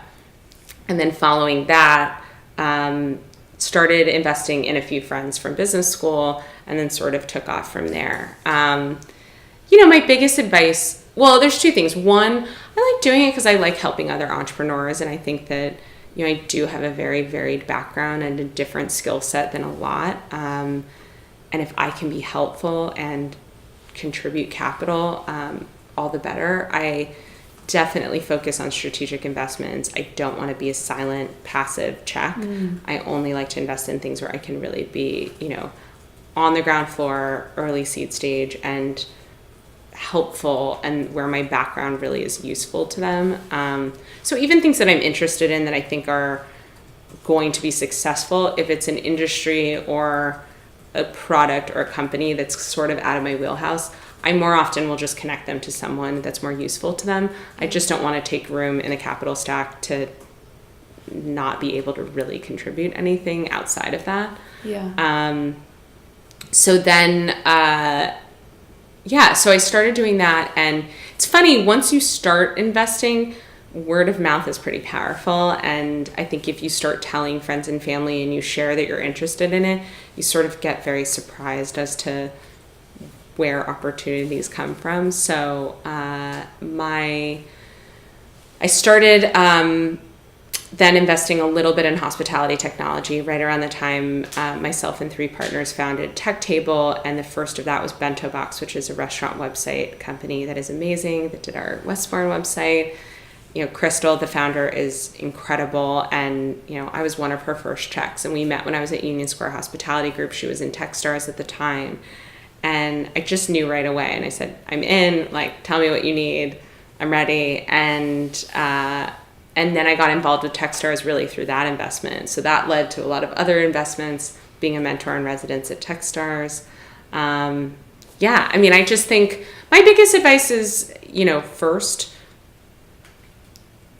don't invest the house. They are risky. And, I think the rule of thumb is you should don't invest, keep what it. Did you say? Don't bet the house. Oh, yeah, okay. Invest only what, you can afford. They are risky. And even those that do well, you are tying up your capital for quite some time. So, less than 10% of your income is what you should be doing and capping it at. 2, the first investments, I would say invest with who you know. I think that, my first investment being in Amphora, I knew the team very intimately because I had worked with them. I knew August as a friend, and I just felt, that he would be a responsible steward of capital. It's the best way to start, and it's the way you can sort of peek behind the curtain. If you're investing with a friend, they're going to share more about what they're doing and how they're thinking about the business, and it's a better way to learn how to invest. And third, co-invest with people that you are, interested in, who have experience you can learn from. It's so great to, when I heard that episode with Dana and I heard about this, I really had no experience. I haven't been to business school. I didn't really know anything about investing. It was so inspiring for me to hear a woman who I can relate to and I like and I follow, and understanding, obviously you have a law background and a business background, but I was like, oh, maybe I can come to investments that I want to start, or I want people to help and be involved as much as you want to be. And anyway, I don't know, I'm not really articulating what I'm saying here well, but just the fact that you're able to help people, but you're able to also, use your experience that you have and invest in, and I don't know, I just thought it was really cool, I guess. Thank you. Yeah, I think there's a big sort of misnomer and fear around investing. To be fair, I'm one of the only women my own age that I know that does, and I've joined, as a result, a few investing clubs with, amazing women twice my age. But, you seek out that community, and I've learned so much from them. And again, both from a deal flow, but also from a, strategic and tactical sense of how to think about investments and, where trends are moving and, what are new technologies emerging. So, one thing kind of leads to another. I think you just have to be open about it. And if you're interested in investing, raise that flag. I think things come out of the woodwork when you really set that intention and let people know that you're into it. Like I said, meeting Joanne, and then I joined through a friend, Samantha Katz. She has a club called Invest and Imbibe. It's all female entrepreneurs and investors, and it's pretty incredible. Now we're 75 people. It started 2.5 years ago. And, just because she knew, I'd mentioned in a coffee date that I was an angel investor, and opened up this whole world of 75 women that I had never met before. I love that. And I think your intuition can help with this. And I know you're super intuitive, and your intuition leads you, and I'm sure it helps with investing.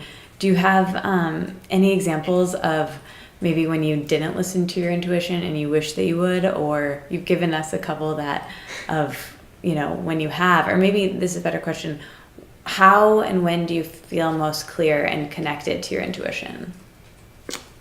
Ooh. I will say I don't think there's any time that I haven't listened to my gut, for better or worse. I just can't turn it off, so I've never been able to ignore it and not choose that path for whatever reason. Is, every time I jumped into something that my gut was pointing at, I just couldn't ignore it. So again, I almost felt compelled to each choice in a way. I am much more gut than head in that way. So I can't think of a time that I wasn't led by that. But I think that we all have that gut. I think we all have that instinct. And I think we all have that deep down when you know something's right, when you know it's not. Mm-hmm. I think it's just not worrying about the consequences and sort of being able, sort of like I said, going to law school. If you could go to law school without worrying about what the job was or what it was going to lead to, it would open you up to much less anxiety, much more openness, and just enjoying the learning process, which will actually lead to better grades, more job opportunities, and the road that you want. So I think sometimes it's really just being able, I think the times to listen to it are the times when you do need that direction, or you're in the middle of a choice, whether it's, one or two choices or more, and being able just to sit with yourself and say, okay, that pit in your stomach, that, pressure in your heart that we all feel, knowing that that is probably more right than the pro and con list that you come up with or the rationalization that you come up with, and being bold enough to say, okay, it doesn't matter what happens after this, because I know in my heart this is the right choice, and wherever it leads, it will lead to something else. So I don't know, I think I know I talk about my mom a lot, but I think my mom always instilled in us, like, there's no mistakes because there's always another choice. And you just have to know in the moment that in that moment you made the choice that you felt, deep, deep, deep down was right. It doesn't have to lead to the right consequences. It just has to be the right and authentic decision. And then whatever the consequences, you can make another decision that leads to a different set. But you can't look at anything based on effect. You have to base it on sort of the original intention, I think. Oh, that's so well said. Okay, well, I have so many more things I want to ask you, and I just had an anxiety attack when I looked at the time because it's gone by so fast. And I'm so sorry I've kept you so long. By. No, but this is so fun. I want to just ask you the rest as like quick fire questions. So just say like the first thing that comes to mind. We always wrap with these. Sure. Some of them are shorter. And okay, so let's start with this. I heard on Dana's podcast we have something super not in common, which is our love language. My top one is words of affirmation. Ooh. And I think that was the one that you forgot. That was like your bottom one. But yeah, that's very important to me. And can you talk about love languages and how you got into them and how they're impactful both for business and personal relationships? Yeah, I think they're hugely important in personal, because I think what people don't realize is it's not about the ranking. It's not about the preferences. It's really about awareness. So you and your best friend, or you and a partner, or you and a loved one, even a parent, being able to sit down, take the test together, and have a conversation is the importance. Yeah. To be able to know, and then the awareness leading to action, which is you are supposed to give the way the other person wants to receive, not give the way you want to get.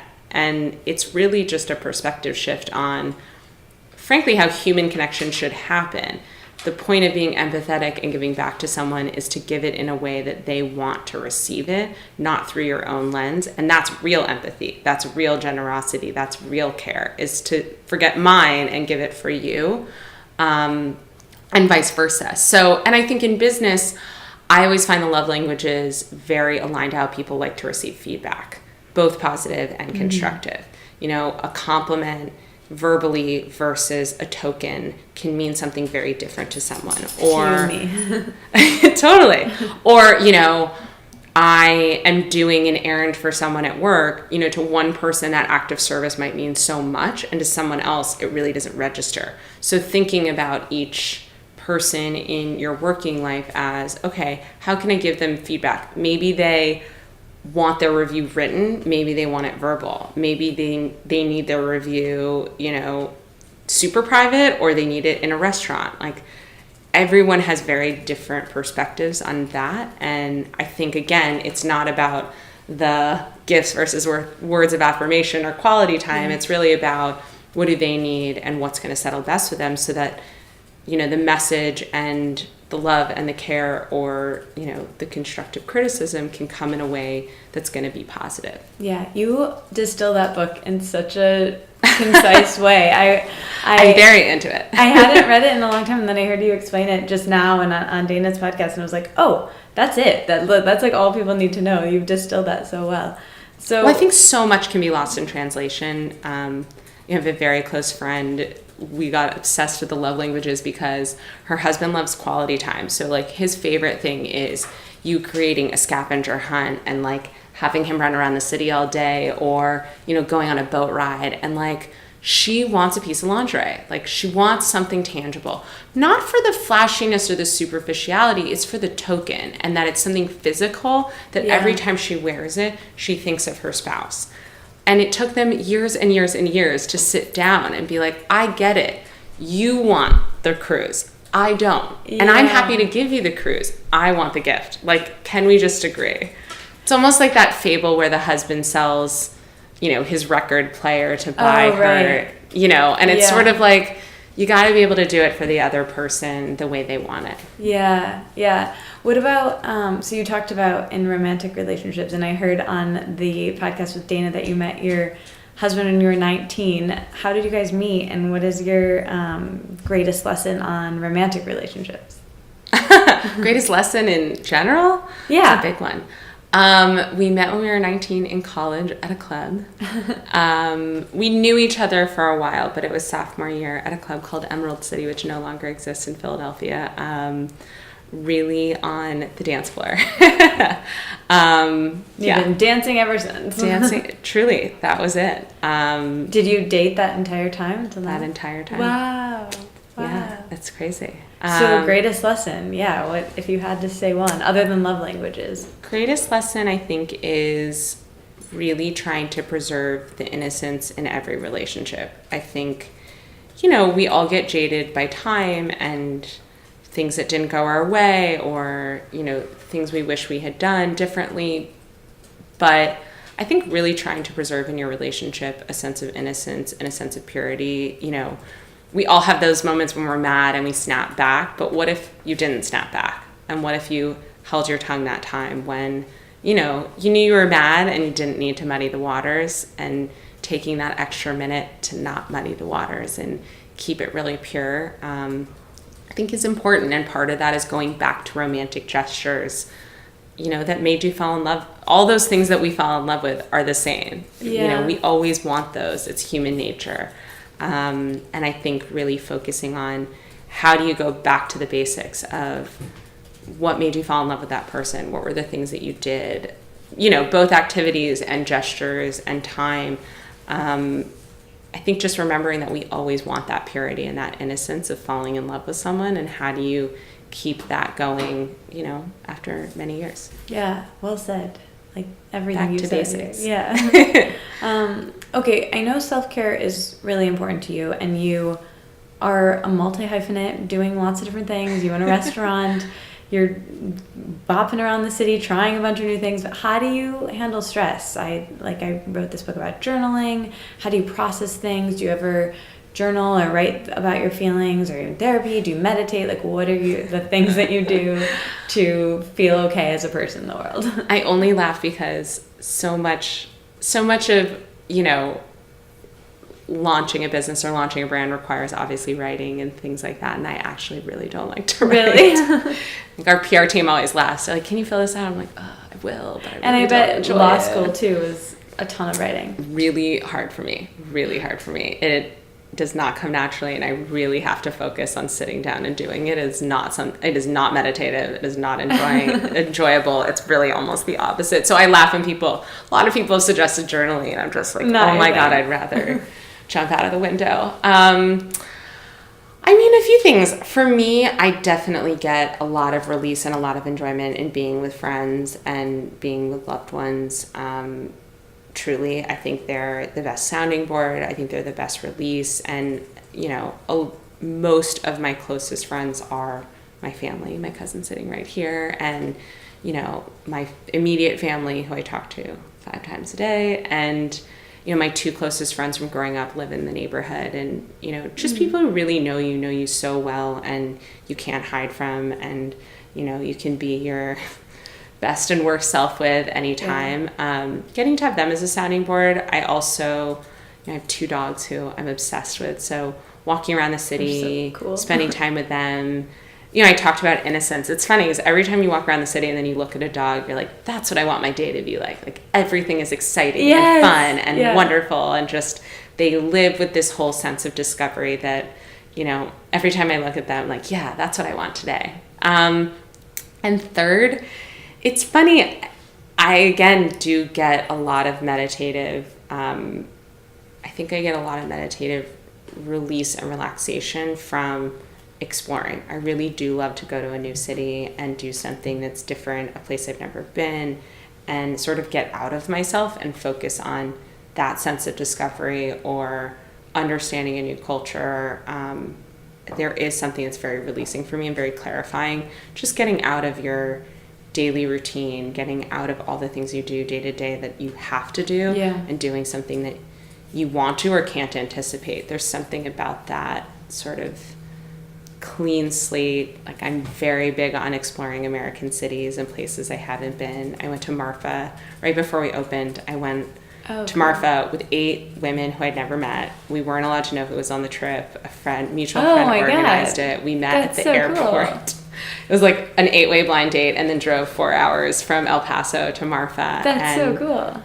I really attribute that trip with a lot of clarifying and mellowing effects, just looking at art all day and being in this like bizarre town that I always wanted to go to, had no idea what to expect, and just letting myself sort of go along the ride, I think for me is really the most escape that I can get, sort of taking my hands off the wheel. Like, I'm not in charge of anything. I have no idea what's going to happen. So and healthy. It's something totally different. I think for me is really, I get very stir crazy. Like, I need to do something different and explore something outside of New York, outside of LA, outside of cities that I'm used to. Yeah. Oh, that sounds so fun and exciting.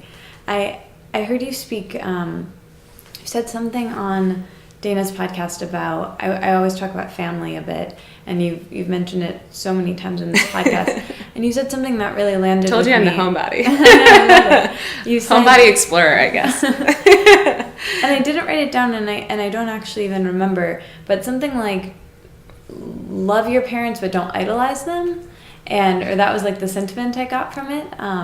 Can you talk about that a bit and what you meant by that? Yeah. Oh my gosh. I know Dana loves exploring my family dynamics big time. I don't know when, why, or how it happened, but I do think that I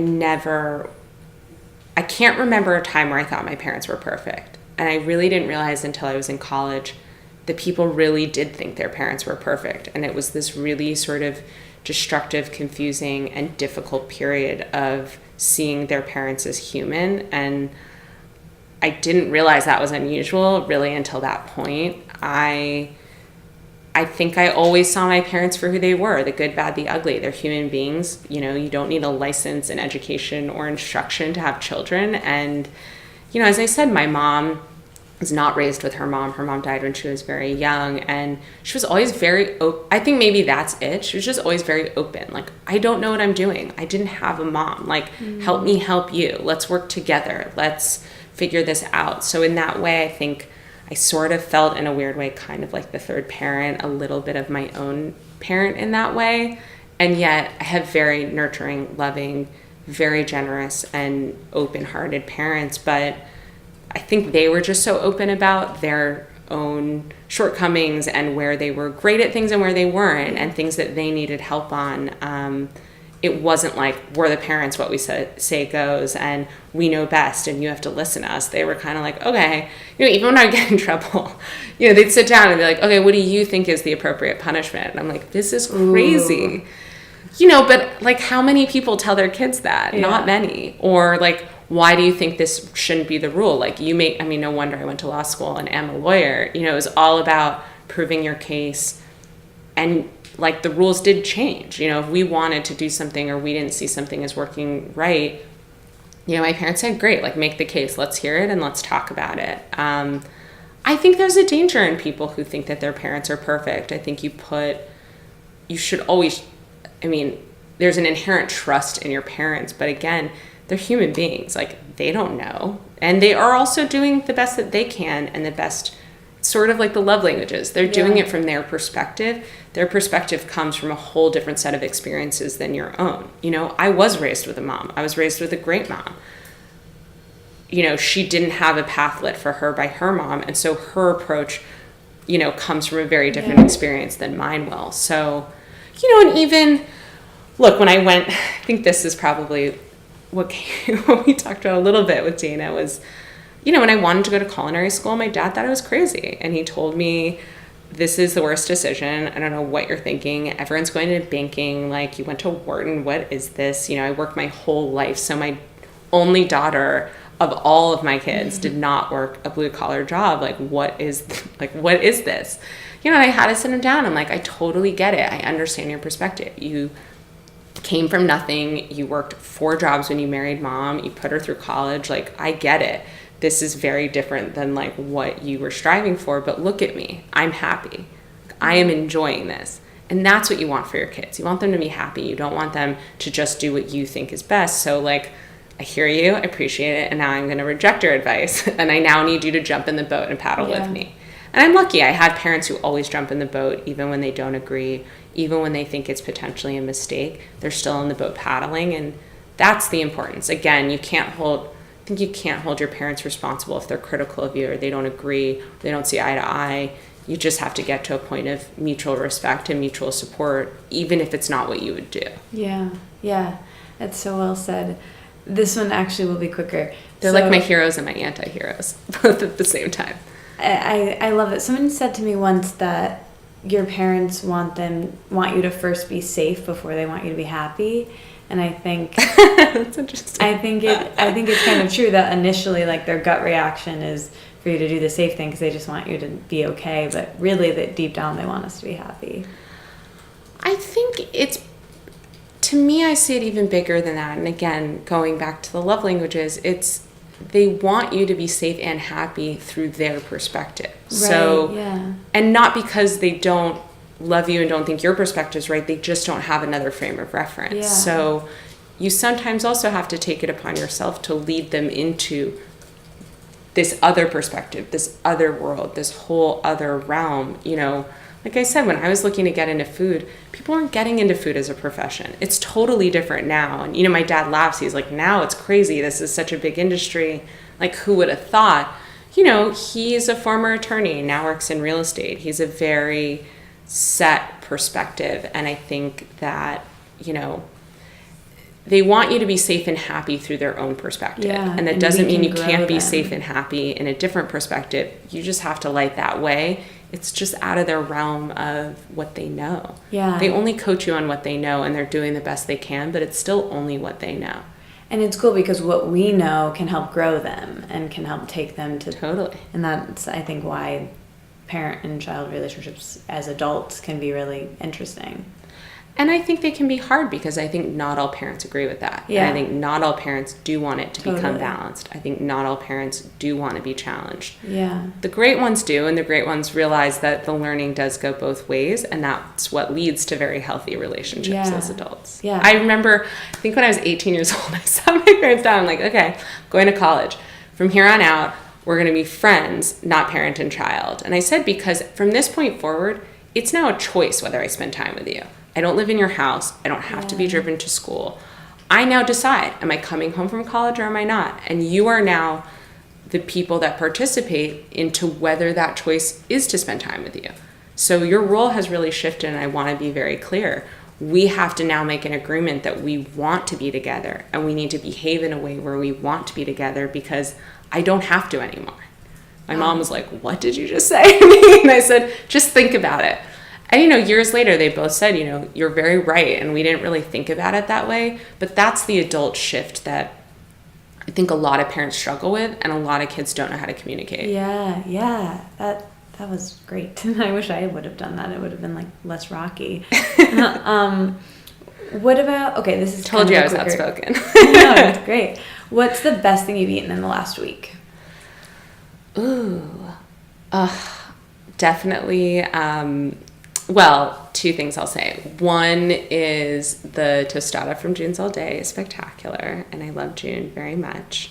And then I did go out to sushi to celebrate South by Southwest. My parents happened to be here for the day, and I think the best sushi in New York is still Sushi Asuda.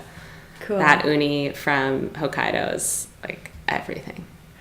We talk a lot about, on this podcast, body image and women's bodies and the way we look in the world, and it's something that we're taught to constantly think about and just do constantly think about. And working in the food industry and loving food as much as you do, how have you handled your relationship with your body? Has it evolved? What has helped? And where are you with body image and kind of the world we live in with that?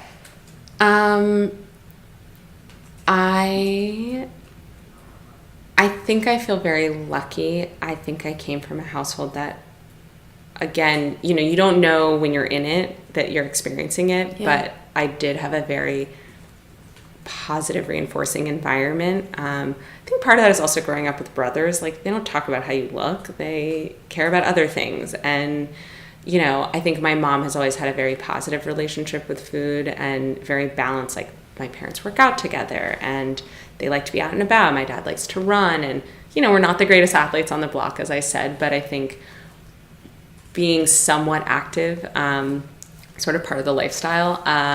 I wish I was addicted to working out. I'm not. I do it because I have to, and I found some workouts. Like, I love dancing, which I used to dance when I was younger, so like 305, and a friend, Amanda Clute, she has an awesome class. I try and do that where I like it, and I go with a friend, and again, I like to be social, so at least then it makes it sort of a going out. I'll go with you. I think it's, again, I was raised with a lot of balance, not the naturally string bean type of family and body shape, but definitely naturally on the more athletic build of things. I'm very lucky. I do have a very good metabolism, and I think that's just one of those things that it's the luck of the draw. I think I just grew up in a household where food was very positive, and again, growing up where we indulge, but we also had a relatively healthy household. Mm-hmm. My mom was shopping at places like what became Whole Foods way before it was really cool and trendy, and part of that is it's so accessible in Los Angeles. So I guess I think about balance, and I also think accepting what you've got. We've all got, body parts we wish we could change and body parts that we love, and every person has a mix. So, I'm curvy. I have a big butt. This is an audio presentation, but she's beautiful in person.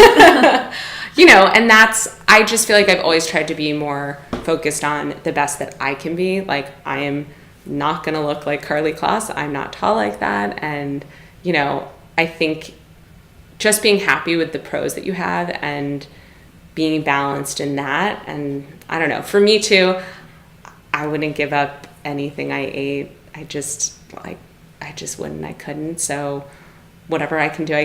And I always say when I work out, like, anything's better than zero. Like, I'm not winning some athletic award. I've had 2 knee surgeries. Like, I am not going to be a workout champion of the world. So I just have to work with what you got, I guess. And try and come to a place where you really can feel happy about the things that you do have. The grass is always greener, but can also be worse on the other side. And you just have to be happy in the middle where you got. Yes. Preach all of that. What are you most excited about in your life right now?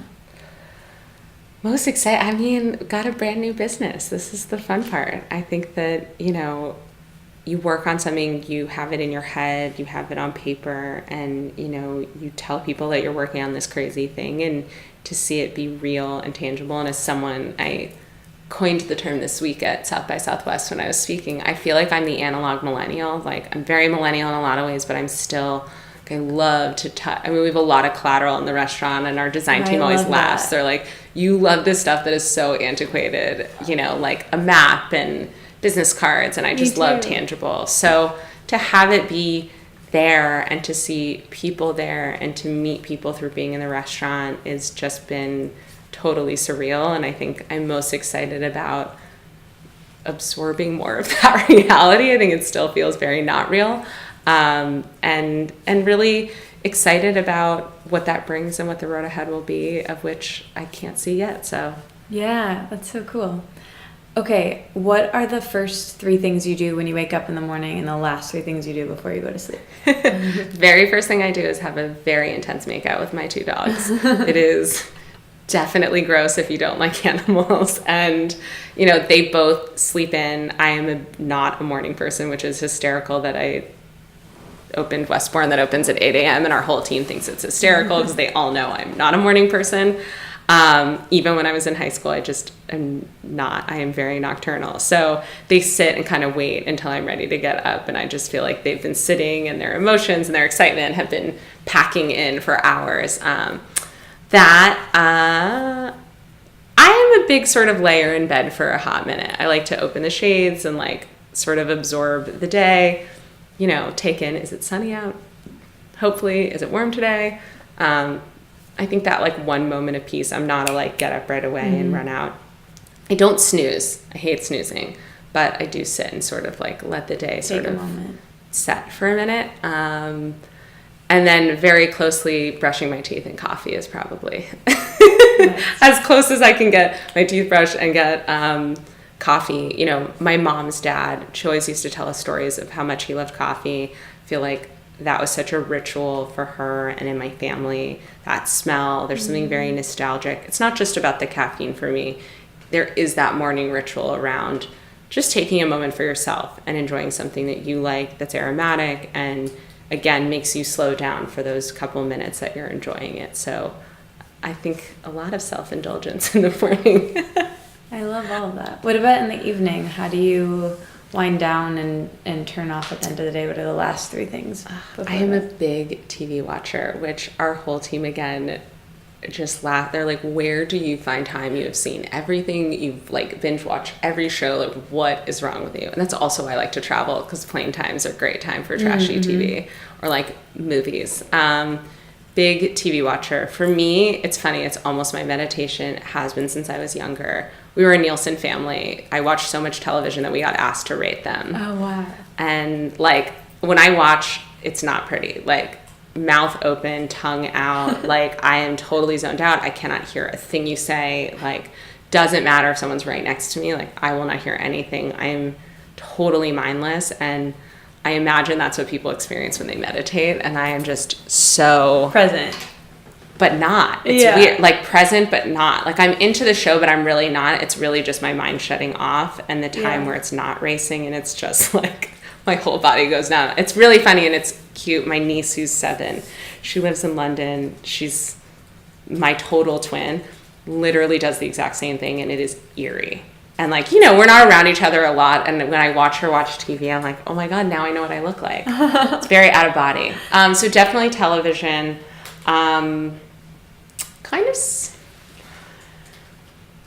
Definitely television. Sometimes bath. My problem with baths is I get very hot. So I do like a bath, but it has to be somewhat short. I think there's something really nice about just sitting there, and it also normally gets disrupted because the dogs don't understand like why I'm in a pool that they can't be part of. So it only lasts so long, but I do enjoy that as a wind down. And I mean, a lot of times I'll call a friend, I'll FaceTime friends on the West Coast and just have, you know, that catch up time. I think that's really, you know, it's a good time to catch them because they're either before dinner or right after. And I tend to, right before I go to bed, have a nice FaceTime session with a friend from the West Coast, our family member. Big on FaceTime. I hate the phone, but I love FaceTime. Really? Oh, cool. I don't know. I like the phone better than FaceTime because I feel like I constantly have to be. I'm a big like walk and talk. Like I like to go on a walk and talk. But that's why I only like FaceTime. Because you have to be present. You have to be focused. That's true. You can't be multitasking. That's really true. Okay, I'm going to FaceTime someone tonight. I do. My cousin Rana, my friend Scarlett, we are very big on FaceTime for that reason. Like even if it's shorter of a talk, I feel like really can read someone better, you know, and there's not the like, more... what did you say? Oh, I couldn't hear you. Oh, there was a fire engine. Yeah. It's even a shorter time talking, I feel like is much higher quality. That's like, you gave me a lot of good insights in this episode, but that might be the best one. Okay, we only have time for one more question before the like final thing. So I want to ask you them both, but I'll have you choose deserted island or dinner party. You choose between those two, and then I'll ask you what it is. Ooh, dinner party. Okay, this one's maybe a little bit harder. So you're having it, but it's good for you. And then we'll do the island one another time because that one's good too. You're having a dinner party and you can invite 5 people. Who do you invite? What do you make / cook / pick up? Gosh. And what do you hope they turn and ask you? And what do you not want to come up that you don't want to talk about anymore? Oh my gosh, that is so many questions in one. I'm going to try to do one at a time. So guess. I really would have loved to meet my mom's mom, who I was named after, who she tells me I'm very similar to. She weirdly comes into my dreams, which is bizarre because I've never met her. She would definitely be the first. Is her name Ruth or Camilla? Her name is Ruth. That's my grandma's name too. So her name is Ruth. Cohen was her maiden name, and she loved camellias. They grew them in my mom's garden at her home growing up. And like everyone in our family, every woman in our family is named with an R somewhere for Ruth. Yeah. She's very ever present. So was mine. Like my middle name is Rose, and anyway, same. So definitely Ruth. I am obsessed with Phil Knight, the creator of Nike. We give every new hire a shoe quote. dog. I'm obsessed with that book. I think it's spectacular, and again speaks to, you know, not only the road less traveled, but the roads that you can't see, and having faith that something's going to happen down the line that you can't even imagine today, and just letting that roll. I'm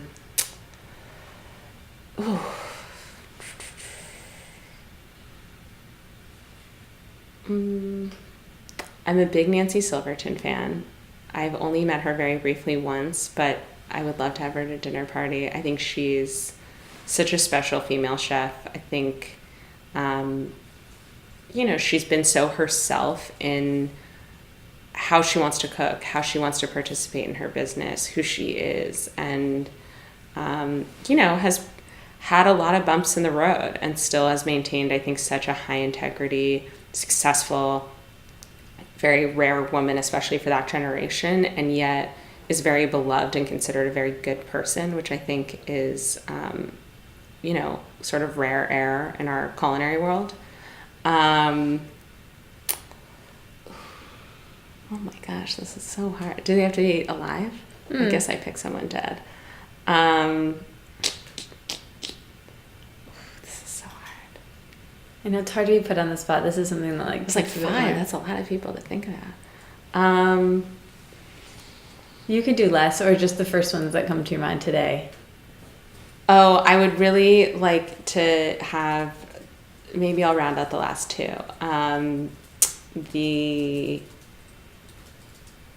Maybe 2. One would definitely be probably Georgia O'Keeffe. I mean, I love her as an artist, and we definitely need an artist at the table. And then probably the creators of IDEO. They spoke at Tech Table, not the creators, but the Tech Table food innovation team. Again, another book, Creative Confidence, like changed my whole thinking about things. And I think especially in our generation, design thinking is, I think, going to be at the epicenter of leadership and development and how industries are being rethought. I just think I'm such a fan from afar. I never met them, but that book really was an aha moment of thinking differently. And I feel like they would do a really cool game at dinner and something that would like blow all our minds.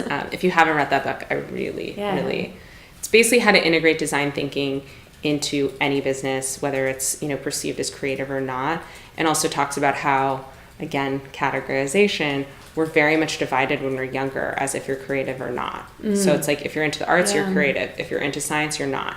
But really, we all are creative, and we're actually gifted with that as human beings from birth. And yet it's sort of weeded out, unfortunately, at a very young age. And so it sort of talks about how to bring it back, how to build that confidence, how to build that muscle again. So definitely that's 5. What would I Cook. I mean, I love a big spread. That's just my thing. Yeah, you're good with a platter, man. I love seafood. I think like cracked crab and getting really messy and down and dirty with some Old Bay is like my favorite. It definitely involves some sort of pie. I'm a big pie lover, which is why we serve 4 and 20 Blackbirds pies at the restaurant. And it probably would be high and low. I feel like the canapes and like starters would be something kind of swanky and fancy, and then, you know, getting down and dirty with some crab.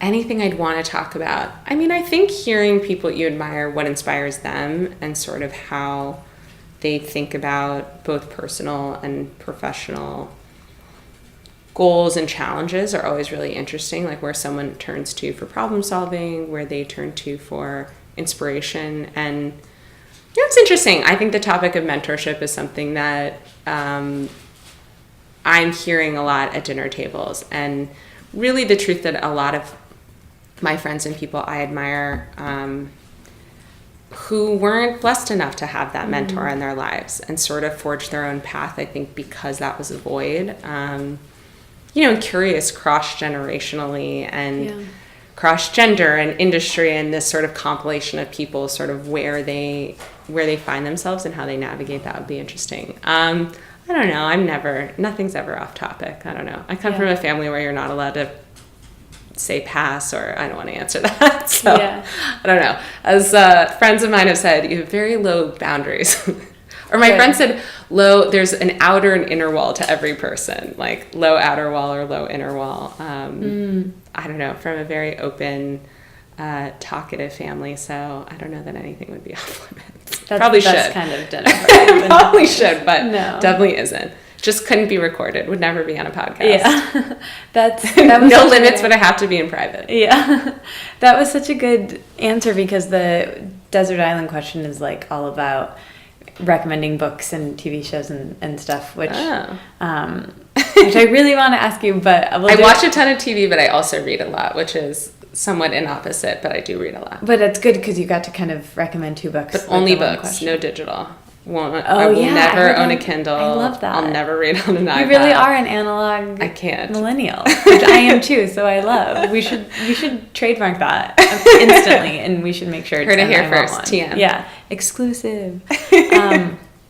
Okay, there's so much I could ask you, and thank you so much for staying here. This was so much fun. Thanks for coming over. Sorry, where is it? Oh my gosh, no, it's amazing, as I love it.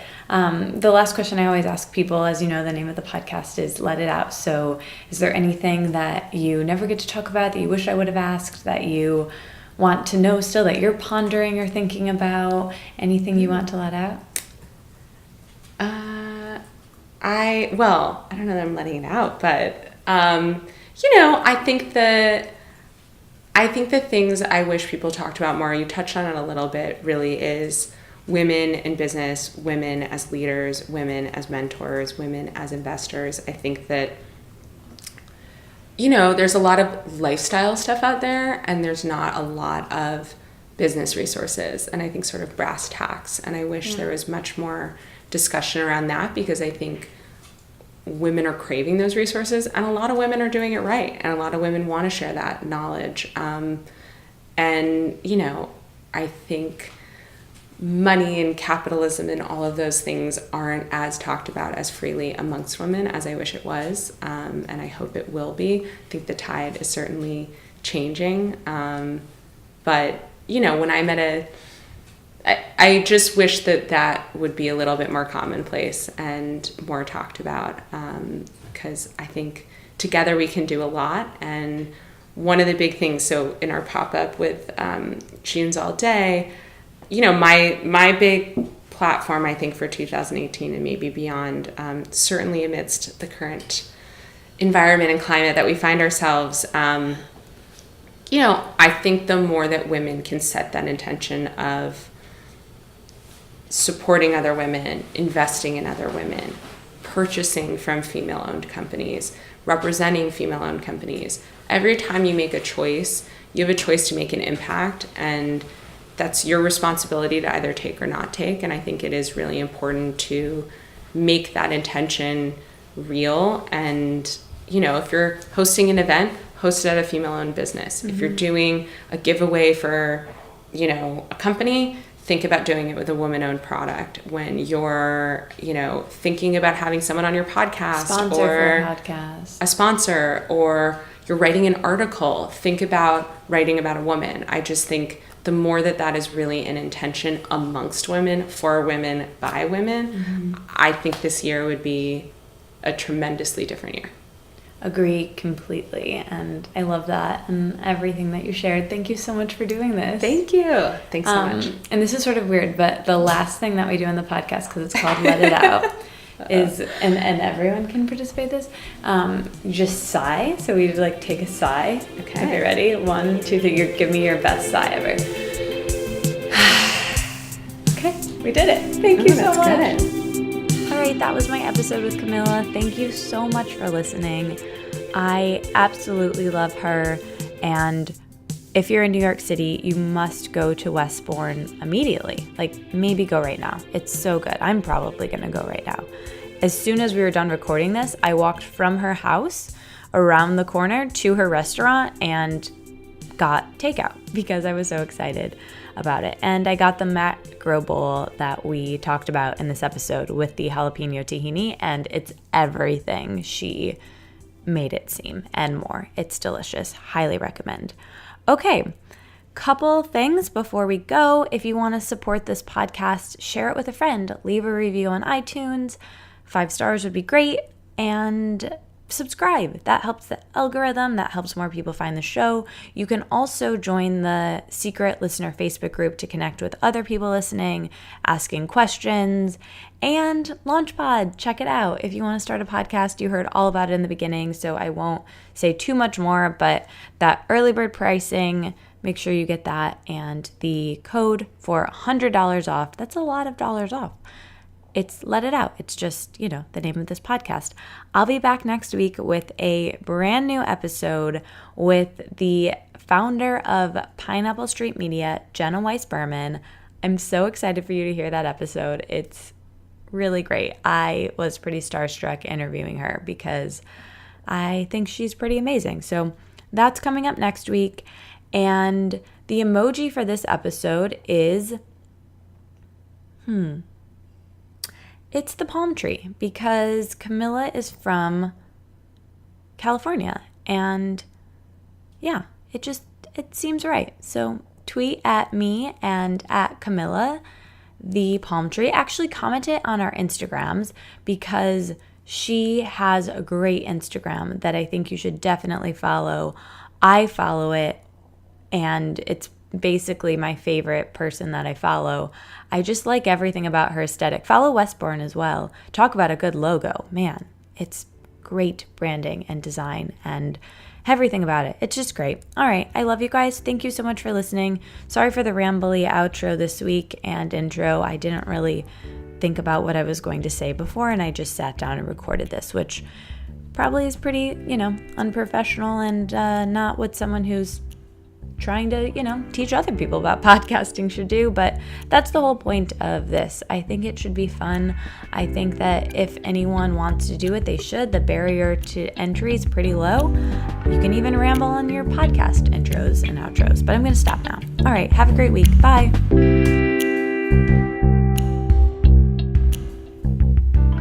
This week's episode is supported by something called Fit Fab Fun. It's a seasonal subscription box with full-size beauty, fitness, fashion, and lifestyle products. It retails for $49.99, but has a value for over $200. I don't even know how they do that, but that's amazing. And if you use the coupon code Let It Out, that's Let It Out, you can get $10 off your first box, which you'll find at www.fitfabfun.com. I think it's a really interesting concept. It's really cool. This Fit Fab Fun box feels like Christmas 4 times a year when it comes in the mail, and the products include everything from makeup to candles, accessories, self-care products like a massage roller, travel products, beauty finds, It's really great, and you can customize the products, add on what you want each season. It's different and it's a surprise. And the thing that I really love is the membership also includes access to FitFabFun TV, which has a variety of workouts and meditations that you can do anywhere. And I love that because I love to do workout videos at home. I think it's so much fun, and I really like FitFabFun, and I think you guys will too. Just check it out. Again, you can get $10 off your first box by using the code LETITOUT at checkout. That's Let It Out. And the items include everything from Tarte Makeup, which is a natural makeup line I like, Juice Beauty, which you know I also really love. There's so many great things in there. It's really fun, and I think you guys will really like it. Thanks, FitFabFun.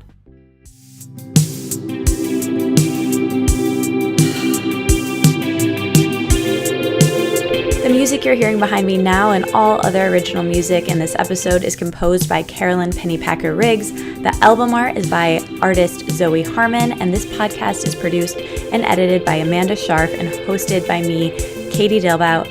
Check out our website for show notes to everything mentioned.